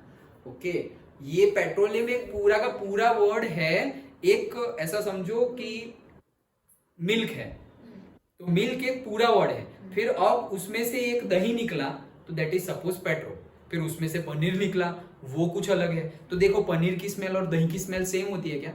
और दूध की स्मेल से तो तीनों तीन की अलग अलग है ना। क्यों? क्योंकि एक का पेरेंट एक ही है लेकिन सब अलग अलग हो गए, वो प्रोसेस्ड हुआ है, that's why. So it is found in fault trap between the porous and non-porous rock। मतलब पोरस रॉक होते हैं जिसमें कोई लिक्विड अंदर चला जाए। एक रॉक है होल्स वाला रॉक है, तो वो लिक्विड, वो पेट्रोलियम और लिक्विड पर्टिकुलरली वो होल्स में चला जाएगा। और दूसरा रॉक है जिसमें कोई होल्स नहीं है। तो जब यहाँ ये दोनों रॉक्स है, एक होल वाला है और दूसरा विदाउट होल वाला है, उसके बीच में ये फंस जाता है। कौन? पेट्रोलियम। और वहां से हम उसको निकाल लेते हैं, जिसको हम बोलते हैं फॉल्ट्स। जैसे हमने स्टार्टिंग में देखा था क्रैक्स, ओके, सर्वाइसिस और फॉल्ट्स, जॉइंट्स। ओके, ये सबका मीनिंग क्या है? दो मटेरियल के बीच में कोई एक खाली जगह जहाँ पे कुछ है। ओके, छोटी सी छोटी लाइनिंग होगी तो क्रैक्स बोलेंगे, थोड़ी ऐसे थोड़ा मतलब वेरिएशन वाला होगा तो जॉइंट्स बोलेंगे। फॉल्ट्स मतलब थोड़ी ज्यादा जगह, like that. India petroleum production 63% petroleum production होता है मुंबई हाई में। ओके, और अगेन मुंबई हाई मतलब ओशन से थोड़ा अंदर, मतलब ओशन बैंक से थोड़ा अंदर जाना है, ओशन में जाना है। इट्स नॉट लैंड, लैंड पे नहीं है ये, थोड़ा अंदर जाना है। उसको जैसे बोलते हैं ऑफशोर, ऑफशोर बोलते हैं, ऑफशोर। ओके, ऑफशोर ऐसे। सो 18% गुजरात, ONGC। ओके, अंकलेश्वर और से गंधार, ओके, फिर वो क्या है Khambhat, okay, all those things, वहाँ पे वो जो लोकेशन है वहाँ पर जो है जैसे दहेज, हजीरा, ओके, तो ये सारी जगह है जहाँ से बहुत ज़्यादा ऑयल हमें मिलता है प्रोडक्शन। 16% इन आसाम, ये सबसे पुराना है, ये हमने जियोग्राफी में पहले भी पढ़ा है कि ऑयल कहाँ से मिला था इंडिया में, ओके, सबसे पुराना जो हमें नीचे से पेट्रोलियम मिला है that is Assam, 16%। Oldest oil producing state Digboi and Naharkatiya and Moran, Hugrijan, okay, so that is the thing, यहाँ से ये मिला था, याद रखना एक एक मार्क में 63, 18 एंड 16 ओल्डेस्ट है हमारा आसाम। मोटिवेशन है, don't say you could not do it because you didn't had time, okay, time नहीं था इसलिए। The ones who made it had 24 hours just like you। भाई जिसने करके दिखाया है उसके पास भी तुम्हारे जितने 24 घंटे ही थे, वो कहीं से एक्स्ट्रा टाइम नहीं लेके आया है, तो ये तो रीजन ही नहीं होना चाहिए कि मेरे पास टाइम नहीं था। That is the motivation. एक मोटिवेशन आज मैंने भी मतलब पहले से ही सुना हुआ था, वापस आज सुना कि सब कुछ हार्ड ही होता है भाई। उसमें वैसे जैसे बताया था कि marriage is hard and divorce is also hard, choose your hard। being fit is hard, being obese is also hard, choose your hard। Exercise करना वो भी हार्ड है, और अच्छे से खाना और फिर डिजीज वाले हो जाना वो भी हार्ड है, choose your hard. Always painful ही होगा सब कुछ, लास्ट सेंटेंस ऐसा है, life will never be easy, but the good thing is we can choose our hard, okay, हम जो हार्ड है वो हमारा चूज कर सकते हैं, अदरवाइज कुछ भी इजी नहीं आने वाला है, सब कुछ ही मतलब फेल होना भी हार्ड ही है और टॉप करना भी हार्ड ही है। अब कौन सा हार्ड चूज करना है that is up to us, okay, किसी को पूछो, हम तो अभी नहीं है दोनों कैटेगरी में मान लो, लेकिन किसी को पूछो कि अगर तुम फेल हुए हो कैसा लगता है, इतना साल बिगड़ा, मेहनत, सब लोग आगे चले गए, ओके, तो हाउ यू फील, लगेगा ना एक साल पीछे चले गए ये वो, तो वो हार्ड है भाई, बहुत हार्ड है, हम इमेजिन नहीं कर सकते वैसा। और टॉपर को पूछो कि भाई टॉप किया तुमने पूरी स्कूल में, पूरे डिस्ट्रिक्ट में, कितना हार्ड था, वो भी बोलेंगे भाई बहुत हार्ड था, बहुत सेक्रीफाइस किए हैं, कोई फंक्शन में नहीं गया, कोई ये नहीं किया, वो नहीं किया, ठीक से सोया नहीं, ठीक से खाया नहीं, उसने भी, उसके लिए भी बहुत हार्ड है। और जो फेल हुआ उसके लिए भी बहुत हार्ड बाद में है पहले तो मजे मारे तब तो बोले कुछ हार्ड था, नहीं भाई मजे कर रहे थे, मजा आई, ओके, वो रिजल्ट के बाद हार्ड होता है, ये रिजल्ट के पहले हार्ड होता है और ये रिजल्ट के बाद हार्ड होता है, ओके, खत्म। सो that is the thing, okay, तो सब कुछ ही हार्ड है but choose your hard, okay, मतलब सब कुछ हार्ड ही है, फिट रहना भी, एक्सरसाइज, डेली एक्सरसाइज करना, जल्दी उठना हार्ड है, जल्दी उठना हार्ड है, और लेट तक सोए रहो और जल्दी उठने से जो फायदे नहीं होंगे, मतलब ऐसा समझो लेट तक सोए रहे, लेकिन जो पहले सुबह के टाइम पे जो उसने कर दिया ऑलरेडी, वो करने के लिए तुम्हें रात को भी जागना पड़ेगा, तो वो भी हार्ड है, ओके, चूज योर हार्ड। 4 बजे उठ के पढ़ना है या 2 बजे सो जाना है, choose your hard, okay, like that. और वो हार्ड मतलब 4 बजे उठ के ऐसे पढ़ने बैठ गए, इट्स नॉट लाइक कि हाँ आंखें खुली है, एकदम फ्रेश है और पढ़ रहे हैं, भाई पता चलेगा, तुम्हें पता ही होगा कि कैसा फील होता है और रात के 2 बजे भी पढ़ रहे हो तो तुम्हें पता ही होगा कि 12 साढ़े 12 बजे के बाद जितना 10-11 बजे जितना कंसंट्रेशन था उसके बाद कितना कंसंट्रेशन है, तो सब कुछ हार्ड ही है भाई। तो don't ask for easy, ask for strength, okay, अगर भगवान से प्रे कर रहे हो, विश कर रहे हो तो स्ट्रेंथ मांगो, इजी कर दो ऐसा मत मांगो, वो तो जो आने वाला है वो नहीं वाला है, स्ट्रेंथ मांग लो तो अच्छे से उसको ओवरकम कर लेंगे। तो इतना आज रखते हैं, आई थिंक कल चैप्टर ओवर हो जाएगा हमारा, कल नहीं परसों।